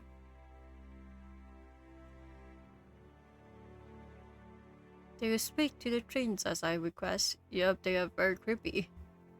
I did, as I'm sure you expected. I didn't get much of them. Just more emotional than I expected. Whoa, yeah. Yeah. A quick hum, which I think is an indifferent agreement, and Harry sighs heavily. The rather adopted both lying and sheer avoidance. I'm interested in speaking to the brother alone, though. There was something off about him, like he just didn't want to be there. I also come across a letter outside the building, one that was addressed to him. The language looked demonic. Henry nods, indifferent. I wonder if he even heard me. He clears his throat and figures his eyes to the side as though he has no interest in humoring me any longer. There's nothing more you can do here until we've identified the victim. Get some rest. It's late. You're dismissed, Hunter. Though I'm used to being addressed in such a manner, I'd be lying if I said I wasn't perplexed by the shift in his demeanor. I chunk it down to grief, just like he said, but I can't help but feel like maybe I've disappointed him somehow. I turn, and I quietly leave. Snow is still falling as I step outside, though the hour's late. There's certainly no peaceful quiet in Lunarius tonight. The streets outside of the headquarters are bustling with hunters, enforcers, and everything in between. Keep my head down as I make my way towards the wharf. Fall into a trance as I replay my conversation with Henry over and over again, trying to pinpoint the exact moment that made him change his attitude so drastically. I snap back to reality when I bump into something cold and hard, finding a pair of familiar golden eyes staring back at me when I look up. Finn? I think? Distracted, are we? He's so hot. He's so hot. I step back, brushing down the front of my coat. I can see that his lips are on the cups of curling to the side in a vaguely amused smirk. You could say that. It's been a long night. It's been a long night. He offers me a sympathetic look, shoving his hand firmly into his coat pocket as a duel or enforcer passes by. They make a point to glare at him, and by proxy, at me for being near him. Shut the fuck up, you guys. Shut the fuck up. Let me talk to my boyfriend. Finn dutifully avoid their gaze like a man who has had centuries to perfect. Phelan? Indifferent to the way people like me treated him and his kind. I'm glad to see you safe, Jules. We were all worried for you when we heard. By the way, just to point out, this is a prosthetic that are infused with magic. It looks really cool. Thank you, Finn. He turns to check that the street is clear, turning back to me with a serious look. I have my clan patrolling the woods. I was sure they are out until dawn searching if necessary. Anything we can do to find whatever or whoever is doing this. I'm grateful for the assistance. I certainly can't say I ever had an entire clan of vampires as allies before. I'm optimistic that their help will be of great value of me. That's very kind. After an indecipherable pause, Finn's expression drifts somewhere far away. You know, I was out there just now. I picked up a scent. Something familiar. Familiar how? He stepped closer. There's a certain air of caution in the way he addresses me, as if he's unsure that we are truly alone. I didn't get to hang around. There were too many enforcers, but the blood on that stone we find in the graveyard, and a scene of... He pauses, apprehension clouding the way he looked at me. His next words are grim, and I stared at his demeanor of hunter laying staff. He's testing the water if the way he holds my stare is anything to go by, waiting to see how through in I am. I know about him, Finn. I spoke to Henry just now. He might be a vampire, but the look that causes his face momentarily isn't exactly subtle. He casts his eyes away from me, the frown that is subtle as his brow softening around the edges. He licks one of his fangs, thinking that suit him a little too well. I see. And how did that go? I shrug, because I can't really offer him anything else. Feel defeated and defeated. Not great. He's in mourning. I don't think he's in the right mind to be making decisions. Finn purses his lip, contemplating my statement. That's a bold way to speak of your Lieutenant General, but I don't doubt your instincts. I've lost loved ones, and it's never easy. The mind needs time to heal after such trauma, and all Harry is doing is delaying his grief. Let's save. Not the ad. Okay, let me drink some water.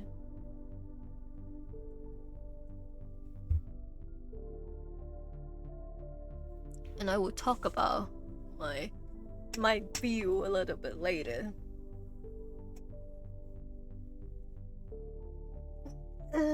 Sorry, I'm stretching right now. Okay.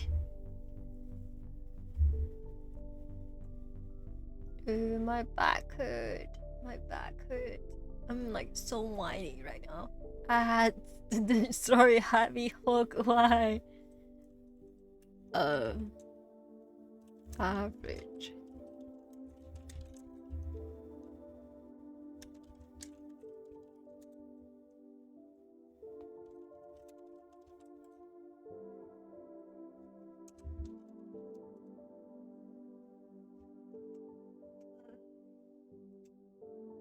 Honestly, this is so sad. This is so sad.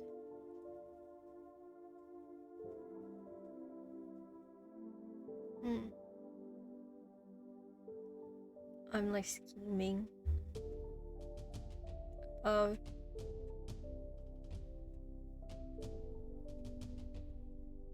the things. Okay. Sorry, I was just like looking at it. I wasn't reading at it. But hello. Welcome back. Hope everyone is back. Let's listen to the chief voice line again. Welcome back.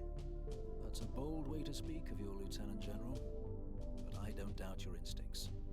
I've lost loved ones, and it's never easy. The mind needs time to heal after such trauma, and all Harry is doing is delaying his grief. Okay, I'm stating my opinion right now. So, as someone who dealt with grief like many times before, I feel like is very like, what's it called? I think it's like, it's kind of hard to tell Henry what to do because he is probably one of the most powerful person around. And there have been so many deaths of hunters, and it's to a point where at night in Lunaris now people don't go outside anymore because it's dangerous. The like victims are also murdered in such a like brutal way that people already like, because in this world you can still see there's a lot of like hostile behaviors towards supernatural being like vampires or werewolves and stuff like that. I feel like when the whole town is like trying to solve, like find like a solution, and it's relying entirely on the forces like the hunter, the enforcers and stuff like that, is like, it's not possible for you to grieve when you are supposed to lead everyone to, you know, for things to turn back to normal. Like, you wouldn't have time to grieve, and you also might not want to because, you know, you want to push that aside and try to focus on the matter. Like, it's kind of, I don't know, I just feel like it's understandable what he's doing, like, at least to me. Eventually he flung me a half-hearted smile, but I sense it's something pitiful rather than friendly. I suspect my frustration with my current predicament is scaringly obvious without him having to read my thoughts. I'm sorry you've been kept so in the dark. I can sense that you're frustrated, and I don't blame you. As much as I may not agree with certain information being withheld, it truly is for your safety. It's funny because everyone keeps saying such things, but it certainly doesn't feel like anything other than sheer avoidance. He removed a hand from his pocket, running along fingers through his hair with a knowing exhale. Yes, well, cannot excuse anyone else's behavior, but I can apologize for my own. Come by the catacombs when you get the chance. Have something we can discuss that may help. Though spending some time underground in a tomb sounds less than appealing, Thane doesn't look like the kind of man who lived in squalor, I think? Plus, any emotion is value, and Thane has lived here long enough to know the ins and outs of this strange little town. Thank you. I will take you up on that as soon as I can. He tipped his hat, encouraging me to follow him towards the wolf, I assume. Come on, I will walk you home. I'm eager to get inside, and with a faint shrug I catch up to him, falling in step. I don't require an escort, you know. Everyone seems to be so set on showing I'm safe, but you all seems to be forgetting I'm brought here to save the day. Supposedly.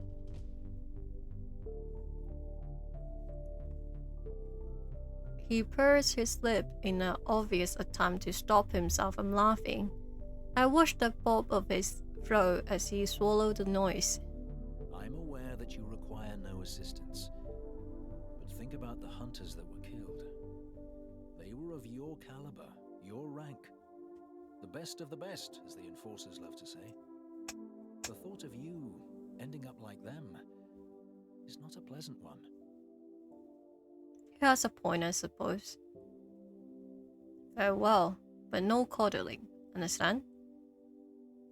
Yes, General. Oh, God, that is so hot. I'm sorry. What, that is hot. Also, last time, I haven't read the Vampire Codex like in detail, but at the start of the game when we met Finn, it was brought to our attention that it seems like you can tell by how old a vampire is by the length of their fangs, because the main character made a comment about, look at these fangs. This vampire must be around like 400 something. Like basically saying he have some really long fangs. And that setting is pretty interesting to me. Also very hard. I'm very sorry, I agree. Yeah, love vampire. Also, I noticed something. I think that my stream have been a bit more delayed than usual. I am suspecting it's because of the server that I'm using. It works pretty well most part, but I realized that the delay seems to be more like apparent, I guess. So I will decide what to do. He laughs again when he catches the sight of the dramatic roll of my eyes, sidestepping with startling grace to avoid the elbow that I launched towards his ribcage. He walked quietly through the street, the cobblestone glistening with frost. The moon is full and hangs low in the sky, as it always seems to be in Lunarius, and Finn exhales sharply to break the silence. I glance at him, too tired to ask him any of hundreds of questions that run through my mind. I think he knows somehow, because he also seemed to have something on the tip of his tongue. Yeah, I know what you mean. I'm glad. We stopped outside of the wood. The lantern that hung above the door dark, thanks to the late hour. I glanced up at the now familiar sign, a scrappy-looking white wolf howling at the full moon, and I laughed. Finn leans against the mismatched brick and stares at me quite intently, his eye unnerving bright in the growing darkness. What's funny? You are all master at being painfully cryptic, and yet I still feel at home. But I shouldn't trust a single one of you, should I? He turned, checking we are alone again before he leaned a little closer, his voice low. That's for you to decide. So, tell me, Hunter, what does that tricky little gut of yours tell you about all of this? About us? What do you feel?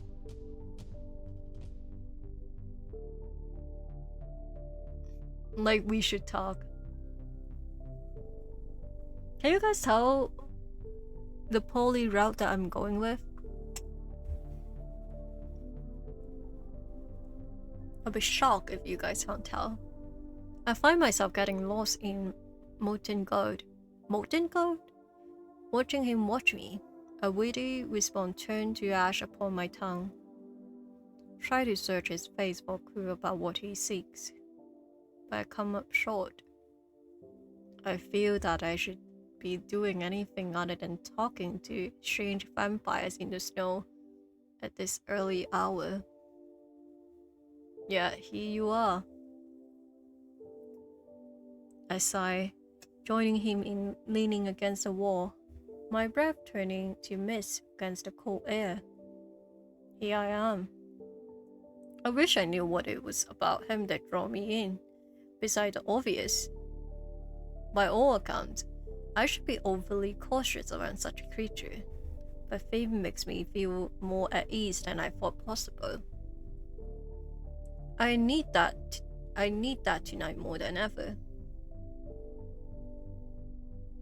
I want to get to know him, to understand why my heart pounds so feverishly whenever he's near. I should head inside. I would sound dull, I know I don't mean them. I'm looking for a reason to stay right here. Echoing his spot. You sound positively enthusiastic. His name being Finn just makes me think of Finn. Yeah, that's like what happened to me as well. But honestly, I do know quite a few Finn in my life. So it's just slightly better. But yeah, when I first played the game last week, because I haven't played this game in so long that I forgot the names of the people. When I saw Finn, I was like, Finn? Finn? Like the Finn from Wellborn? My gem mate? I shrugged, sparing the old door of the tap in a glance. The shit scratchy. I'm just psyching myself up. That's fair. Can't you just say the night? You know? After a very brief pause, he quickly steals his gaze. He reaches out and runs a cool iron finger along the curve of my cheekbone. The itchlings flickers in the darkness. You are quite lovely, you know. Oh god. Can I tell you guys a secret? It's not a secret. I don't know what the fuck I'm saying. It's not a secret. I am very attracted to voices. And I remember voices very well. To a point that sometimes when I talk to someone for the first time, if their voice stand out to me, because I dream every day, I will have a dream about them. Like, usually it would just be me talking to them. But that's something that I notice. So what I usually do is that before I go to sleep, I try to avoid, the last thing I do is like hearing like a friend's voice. So I won't dream about them. So usually if I have listened to like a voice message before going to sleep, and if I'm not particularly close to that person, I will watch like a video or something. Just watch other things that is more memorable for me before I go to sleep, so I can avoid having a dream about that person. Because I just remember my voice really well. And other than that, yeah, I'm super attracted to voices. So I feel like a lot of times when I talk to people, if I'm seeking someone out, let's just say, hypothetically, if I'm seeking someone out, their voice would be the first thing I notice usually if they have a nice voice. Like, even if I'm meeting someone in real life, I usually... Well, when I see them in real life, usually I look at their eyes first, but then I will remember their voices really well if they have a nice voice. Same, I'm super attracted to voices. Yeah, me too. The reason why I remember my partner so well is because of their voice. And I was like, oh, who's that? So that's how the story started, in case anyone is curious. Cannot resist the impulse to tip my head in blatant invitation. The way Woos shows submission, bearing the column of my throat to a man that could rip it out in the blink of an eye, doesn't that just makes it harder? Like, I know you can kill me, but you won't. Like, isn't that just harder?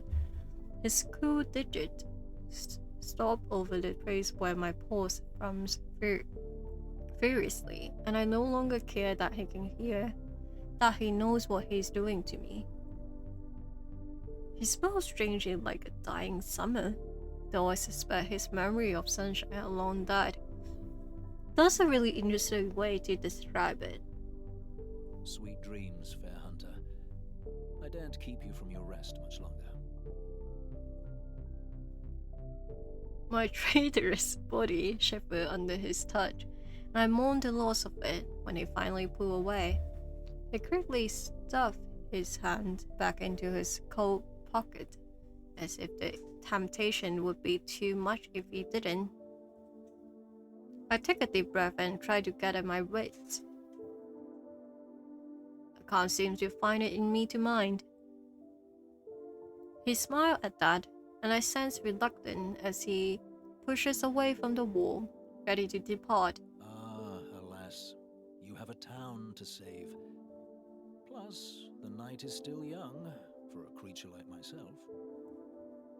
I sigh, stating closer than is probably necessary, craving content of any kind as I watch his grin grow wider.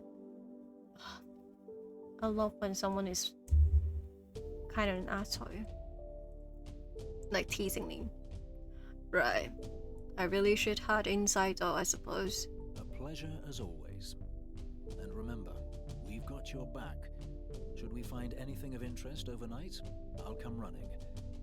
Daylight permitting, of course. Good night, Hunter. I return his smile, pushing the heavy door to the wood open and praying it doesn't creak and wake the other residents. Good night, then. I watch him go before I close the door, only the light of the moon guiding his way as he disappears into the darkness. I finally settle upon the hard mattresses, the cheap sheet harsh against my skin as I attempt to get comfortable. Light from the low-hanging moon pours into my room. I have stripped myself clean of any trace of cream from the hunt. I can't help but feel irritated from the sheer lack of progress I have made so far. I came to the conclusion that there are too many secret keepers in this town. I refuse to feel defeated or let it continue. Overwhelmed by today's event, find myself falling into a shift and dreamless sleep. I wish that's me. I don't even remember the last time I haven't had a dream. Because as I said, I literally dream every day. But I don't remember the last time. Like, if I think about it, it might be when I was a kid. Probably. Like when I was a proper child. But still, I discussed this with some people. I think that I was probably still dreaming every night back then. But I just don't remember that because I was too young. Because even now, I still remember some of the dreams that I had when I was a kid. So, no. Reality settles over me when I wake, and a thick smoke that almost suffocates me as I reluctantly drag myself from the almost comfort of my bed. I haven't had anywhere near enough rest, but I must relent. I gather the energy to dress and head downstairs to face whatever obstacle are hastily and inavoidably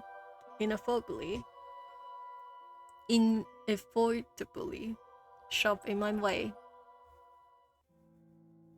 As my eyes take in the very sight of the empty tavern, the hideous sound of the scraping of wood against stone assault my ears. It's Alkan. It's Alka. In a corner of the room, Alka stumbled to his feet. The chair he's been sitting on almost tippling over, catches it and sided right, and grimaced briefly before stalking over to me. It's easy to see the hunch of his shoulders and the stiffness of his posture. For a moment, I wonder if he's hurt somehow, but as he's come closer, it seems more likely he is only wary, perhaps? Not unusual, but with the commotion last night, it still put me ill at ease. I don't need supernatural senses to know that this is going to be another pebble in the mountain of mysteries. He looked a mess. What has he been doing? Rolling around on the forest floor? Hunter, I need to speak with you. Why do you have your hood up? Are you in hiding? He doesn't sound like the aloof, cocky half-Lucan I have come to know. He speaks forcefully, but there's tremor in his voice that's hard to miss. Tumor? Trauma? What's wrong?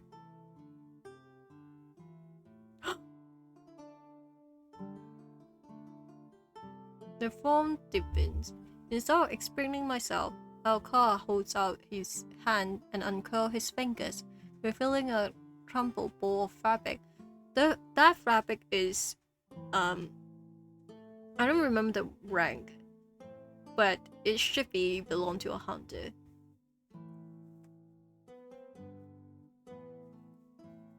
For a moment, I stare at him and at the thing he's holding without comprehension. Alcar stares back, his expression telling me he thinks I'm an idiot for not getting it. He's so pretty. He's the person that I romanced the first time I played this game. But then I realized the distinctive purple under the dirt and the dry, crusted blood, and my stomach drops. A hunter's sash. Alcar is holding a hunter's sash in his hand. Or what left of it.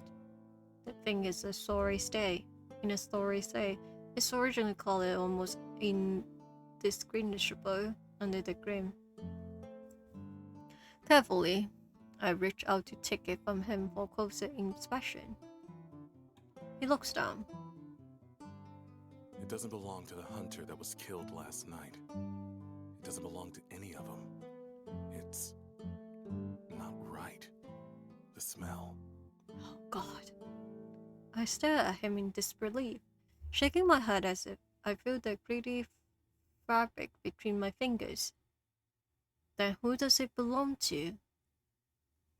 Alcar shrugs half-heartedly. In the tavern's uncertain light, his face is drawn and his eyes are sunken, exhausted. I realize, but his tail still flicks back and forward.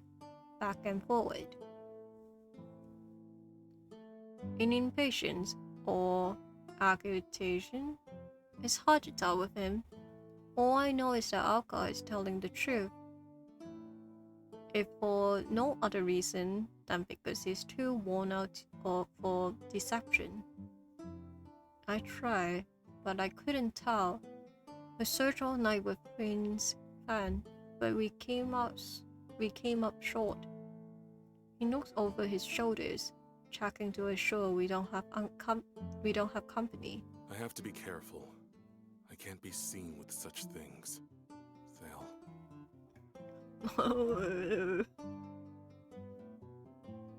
Okay, so the thing is that the first time we see him, people fucking hate him. Like, so much. People hate him so much. So, yeah, if they see this thing, they will think that he killed them. Even though I don't think he will ever do that. A sharp exhale, and he amid the fate, shoulder dropping, ears flat against his head. There's a much bitter resentment in his voice as it dares sulk. They'll make me pay for my generosity with my own blood. Again. No!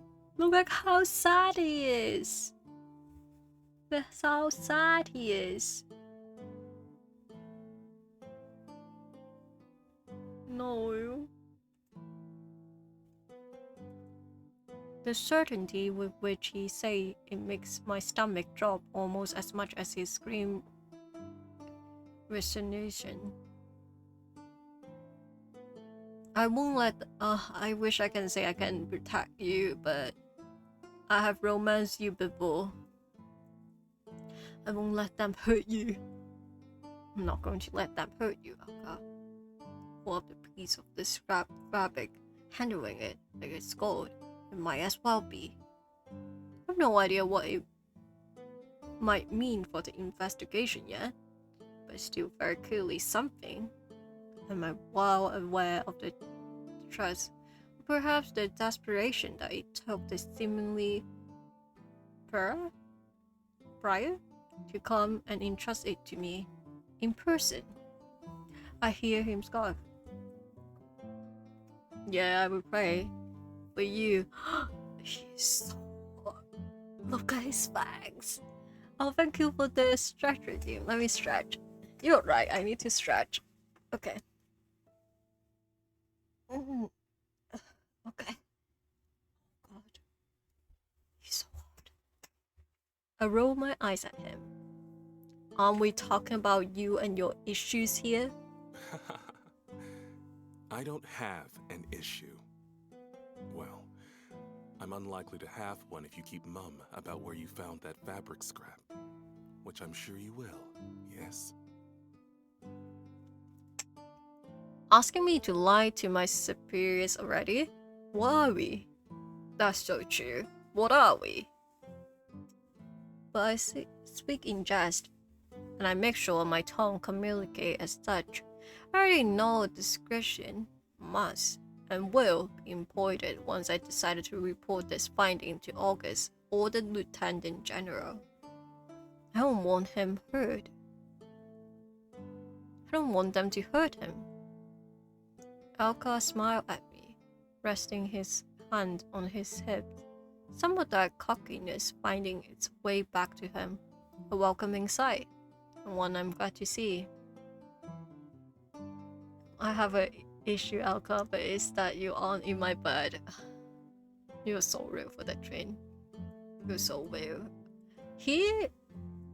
I romanced him before, and he is really cute. Sure, I will gamble on it. There are worse odds to bet on. He leaned closer suddenly, lowering his voice despite the empty tavern. Not the ad. Okay. Guess we will wait then. This is so rude. That is so rude.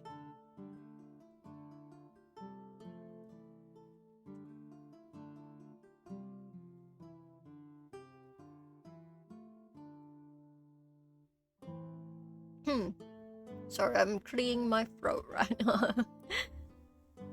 Oh god. What's going to happen?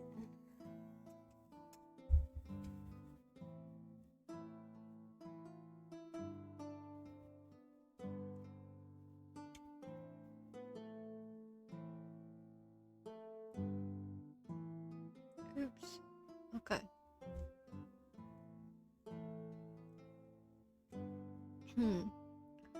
Okay. Let me think.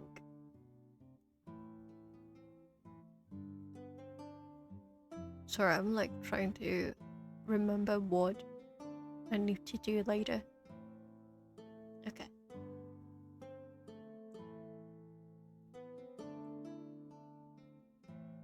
Oh, okay.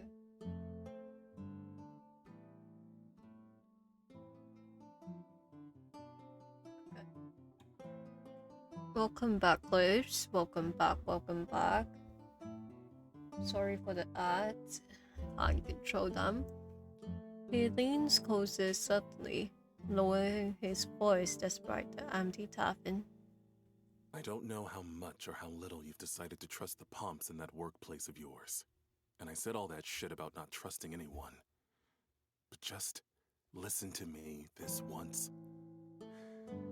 Take that to Ezra, not your superior. Okay. I'm gladly to do that. Ezra. He regarded me with intensity. Eyes flickering across my face like he's looking for some sort of gift, something he can trust. I don't know if I can give it to him. Alka is concerned for his own well-being. I understand. This is different. forget, I have no desire to bother Henry this morning, not after last night. Not over an inconclusive scrap of something that smells strange. August is another mystery altogether. Ezra does have a wonderful little shop full of witchy magic. A town this small can only surmise he would be the one with the most tool at his disposal to Sasa. Okay, we talked about this last part. They love using the word sus, and it always takes me out whenever this word appears at his disposal to suss out an analysis, something like this. It does make sense to go to him, which is all well and good because our guy is beginning to look downright fidgety. Alright, I will go to Ezra with this. Algra stared at me for a second longer, like he doesn't know if I was being honest.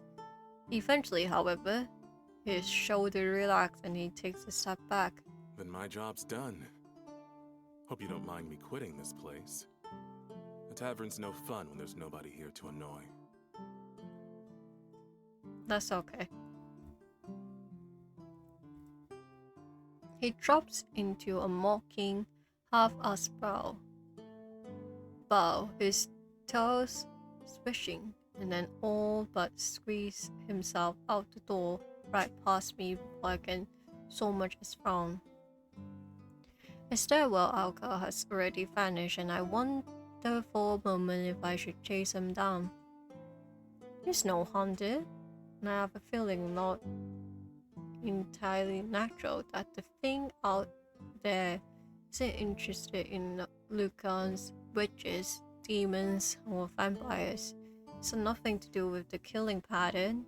Is sighing. I tuck my coat a little tighter around myself and reluctantly make to follow his path. Breakfast will have to wait. Okay. The shop is empty when I arrive. That comforted tinkle of the bell that sit above the door welcoming me.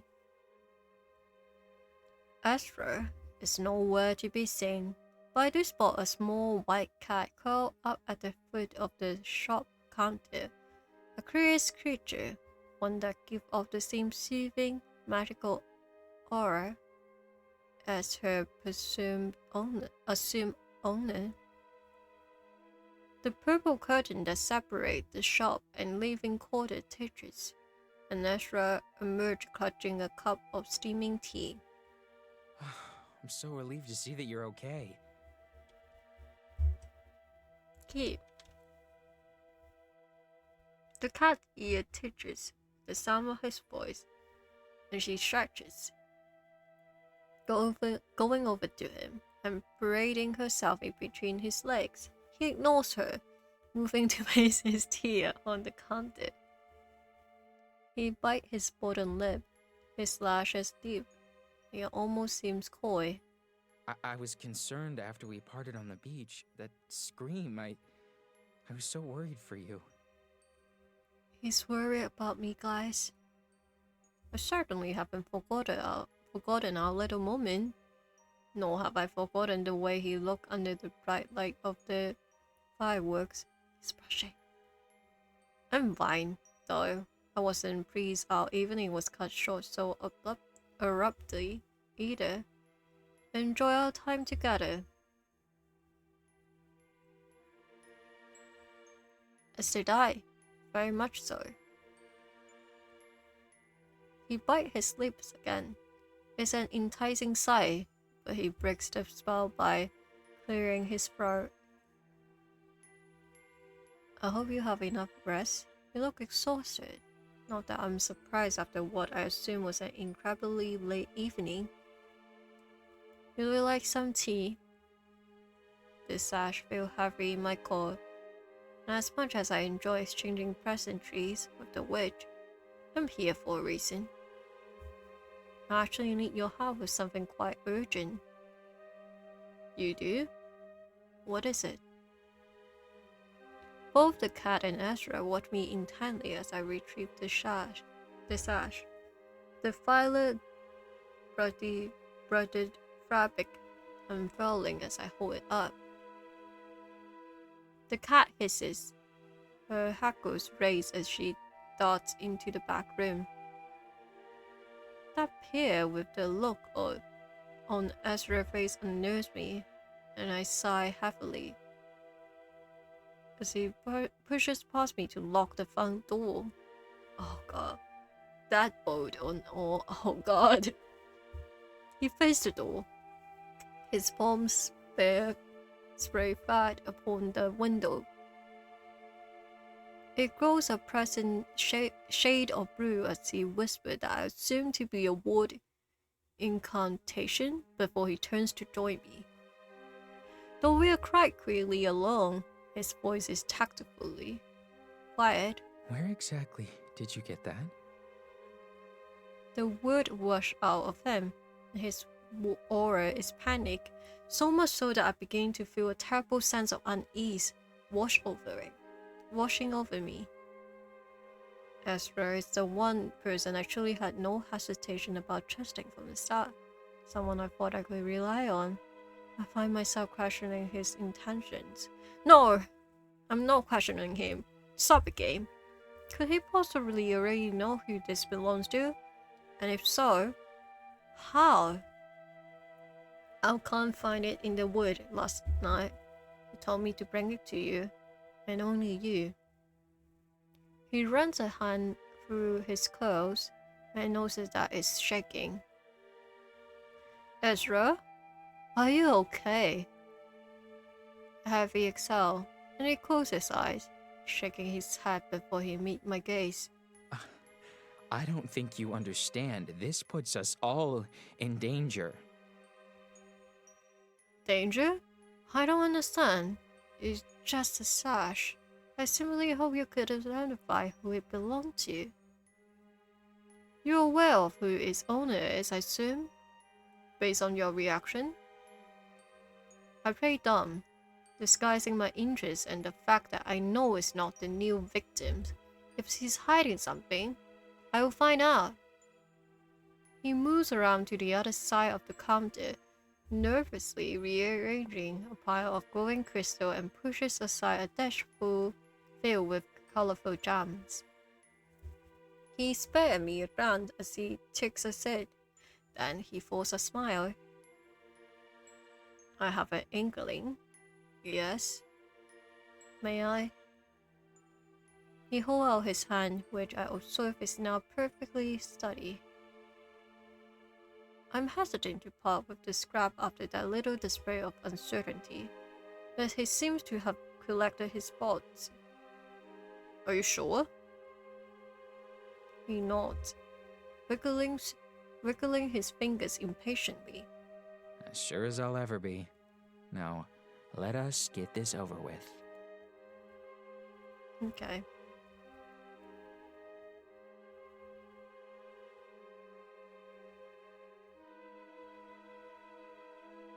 Close up of him. Look at how pretty he is. This is a plum book. Sorry, it's my Sim's brain. This is a plum book. You know the thing above the Sim's head? As soon as the sash met his palm, a bright emerald light emulated from his fingertips, and the fabric hovered mid-air, supposedly by vibrant holes of magic. The movement of Ezra's hand is fluid like water as he commands his spell.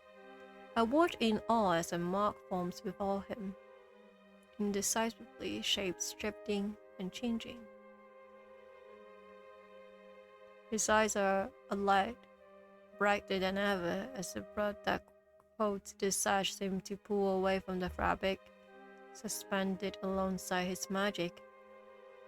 It's beautiful, truly impressive display, but sure, I don't take my eyes off him for even a second. His lips part, his brow deeply furrowed as he concentrates. He doesn't look pleased. I'm not entirely sure what exactly he's doing, but whatever it is, I just hope that it helps. This is the first solid piece of evidence I have managed to get my hands on, and I refuse to rest until I get a name. A sharp inhale, and Ezra closed his eye tight, the magic disappearing, and the sash fall and settled upon the wood. He dropped his head, his knuckles tight as he gripped the edge of the counter. I had a feeling. Ezra, work with me here. I need you to be honest. He looked scared, maybe even a little upset. This is way bigger than me, but I can't in good conscience keep this from you. What is happening? Not sure if he's talking directly to me or if he's assuring himself. I suspect it's the latter.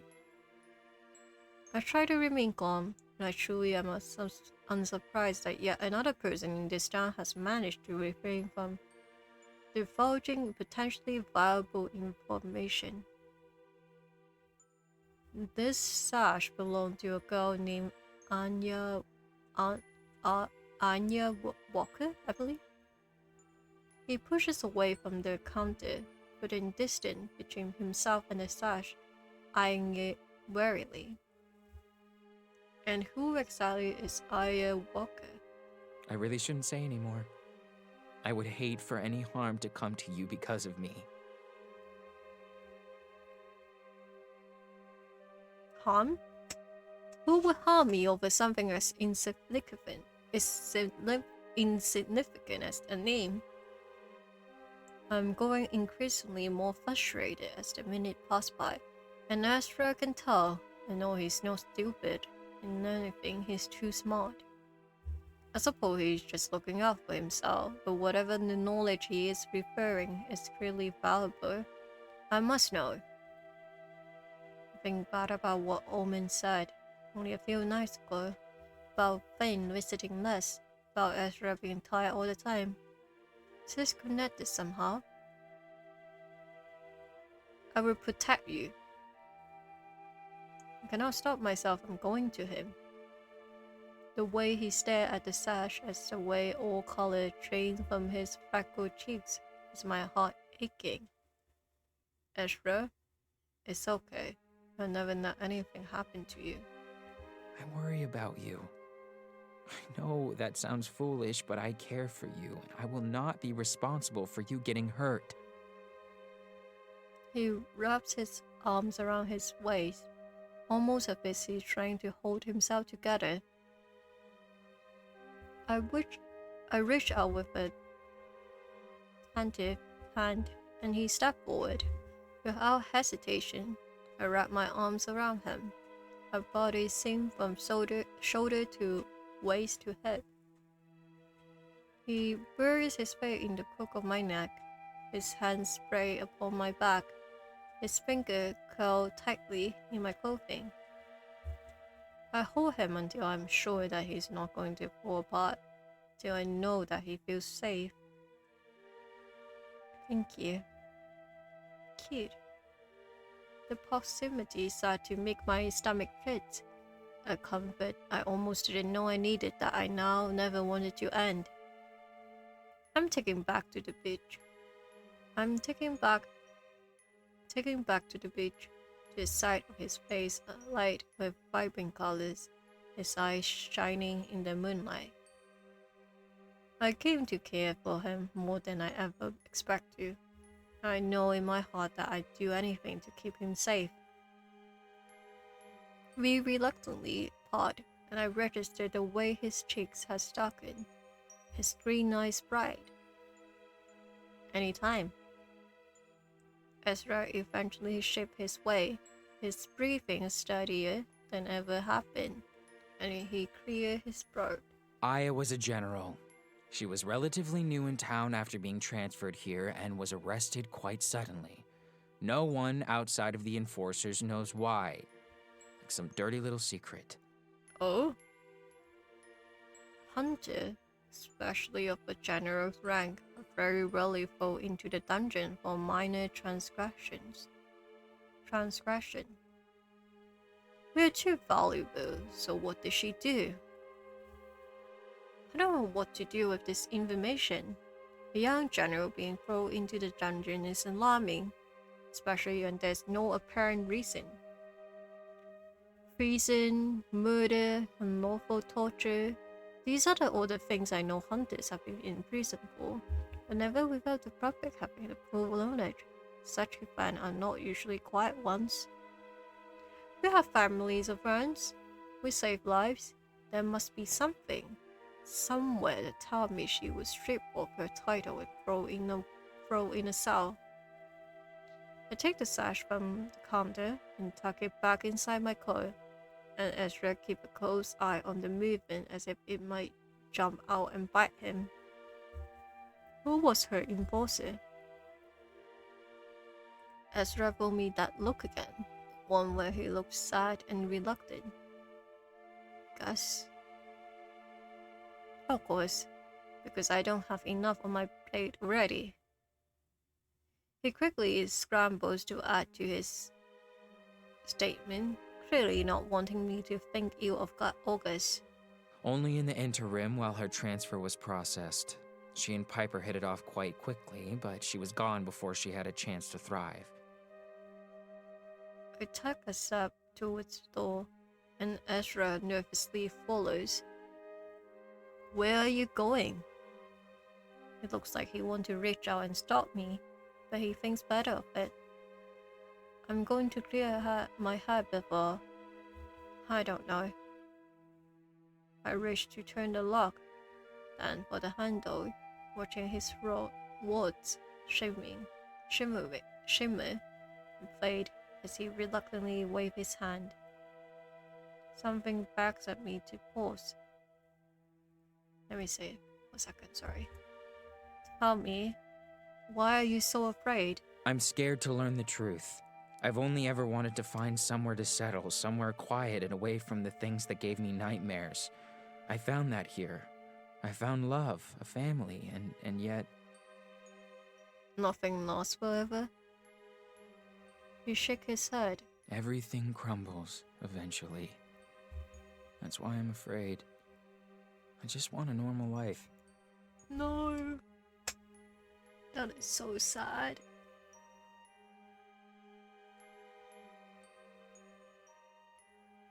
We stare each other down for a lingering moment, and I actually feel sorry for him, for everyone in this town. I assume that associating yourself with creatures doesn't grant you much peace. It does not. I drop my head. When why swimming? People are dying and being thrown in dungeons. Got your back, Ezra, just as long as you have mine. Thank you. Just stay safe. Guys, I want to protect him so badly. We need you. Chill air hit me as soon as I opened the door of Ezra's shop and step outside. It hisses in my ears, piercing through my layers like it wants to chase me back indoors. I can't think of no alternative more enticing, but my work is done here and I need to move on. Not a moment less well timed, it seems, as I close my door and immediately notice a familiar face skulking about just out of my vision until now. Omen startles when he realizes I have spoke to him. He takes a full step away from me, one hand half raised, his tail lashing like a snake. For a reason I can't even begin to fathom, there's genuine fear on his face. Omen?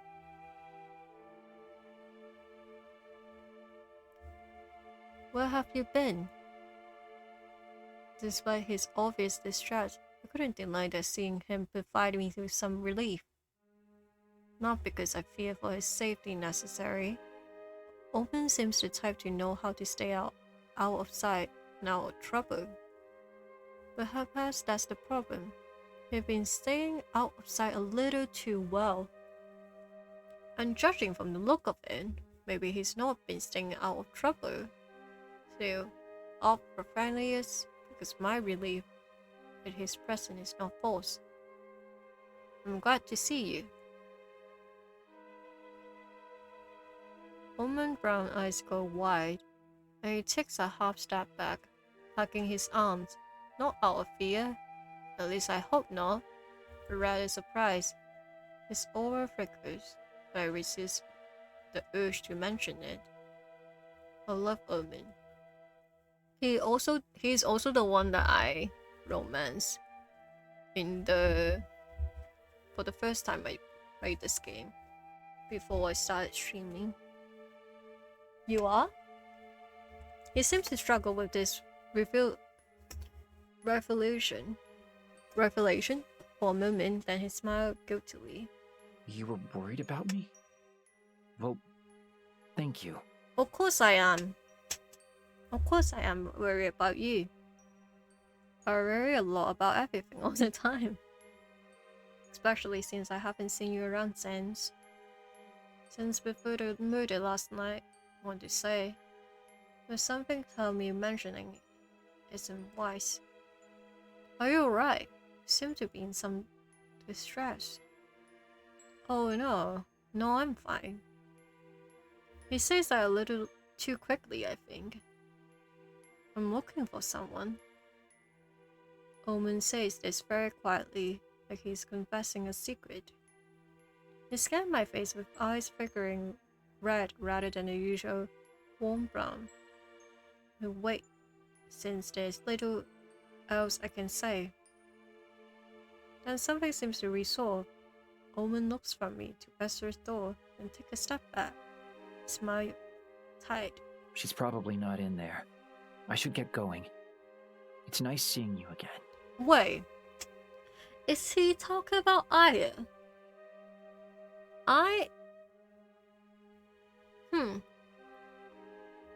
Like, maybe the reason why he was so scared and looking at us so much is that he picked up like the scent or I don't know how it works for him, but maybe he picked it up so he was confused and that's why he was like looking at the shop, and why he's like, oh, she's probably not in here. He makes to turn away and I don't know what moved me to that. Perhaps it's his aura, the way I suddenly sensed it swell under his glamour and spot the ribs of flame trailing from his hair and the tip of his ears. Perhaps he is walking away. I simply can't let him go right now. Perhaps I'm tired of one more fucking mystery in this town. Either way, I reach out and grab his wrist. Wait! And instantly regret it.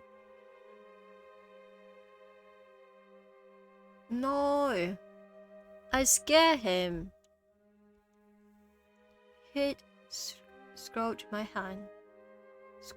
hand, forcing me to withdraw with a small cry. Omen looks over his shoulder at me with glowing amber eyes. His lips draw back in a half smile.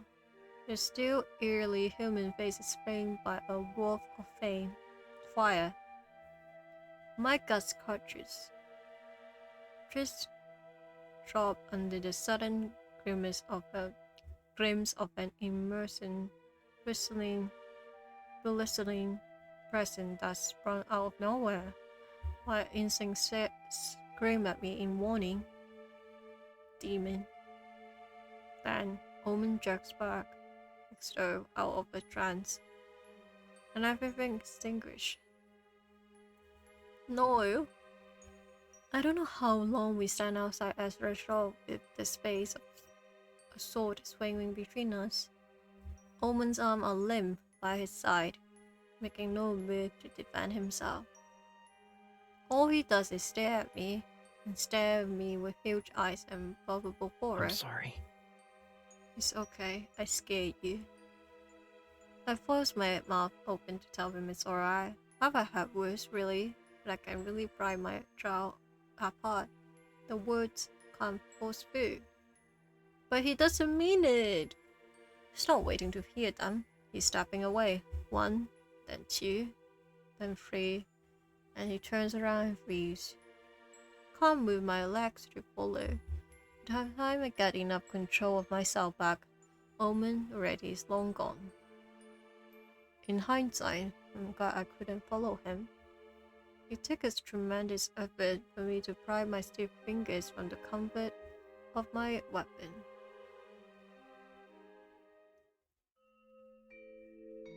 I've been sitting in my room at the whip waiting for the sun to set, waiting for darkness to fall so I can carry out my next move. No messenger had come to summon me to the headquarters, and neither had August come to bang down my door. I gathered that the identification of the deceased hunter is taking a little longer than expected. Or many dark things crossed my mind, but I pushed them away. I meant it when I said that I'm tired of being pushed from pillar to post, kept in the dark. Enough is enough. If this time wants saving, then I'll do it on my terms. Okay. Guys, I hate to stop from here, but I need to rest. My throat is starting to hurt really, really badly. So let me switch back to my background.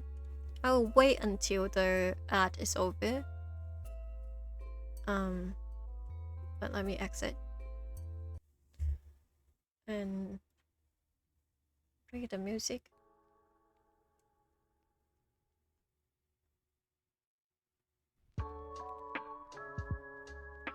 But sorry about that, guys.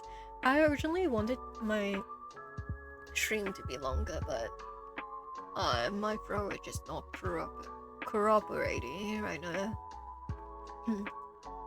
And I would hate it before tomorrow that which is my last stream before my break, that I lose my voice. That would be horrible. So I really need to take some rest. But I will wait until the ads are finished.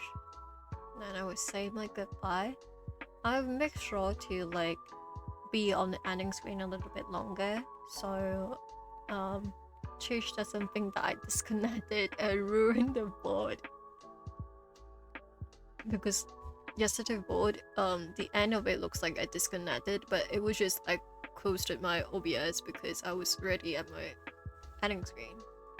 Like I stopped streaming at that point. Welcome back. Sorry, I have to stop here because my throat isn't feeling the best, and I would really hate it if I lost my voice before my break. But tomorrow I am going to be playing Crispy Happy at the same time as usual. Wait, let me look. At 11 p.m. GST, 2 p.m. GMT, and 10 a.m. EST. Sorry for the sudden stop. I wish I could stream a bit longer today, but I can tell that my throat is going to get really bad soon. So I need to stop and rest my voice. Otherwise, yeah, I would definitely lose my voice. I can feel. Like, well, not lost my voice, but it might be breaking soon if that's the case. So I have to stop from here. Let me think. So, tomorrow would be my last stream before my break. But I will try my best to let the stream be longer, even if I end up not. Well, usually Please Be Happy is like 2 to 3 hours long, like the average stream. But I will try to, be here to, do some just chatting and stuff like that. before I leave. But I'll be ending the stream now, so I hope to see you guys tomorrow. Have a good rest of your day and take care. I will take care too, but I cannot keep talking anymore because it hurts so badly now. But see you guys tomorrow and take care. Bye.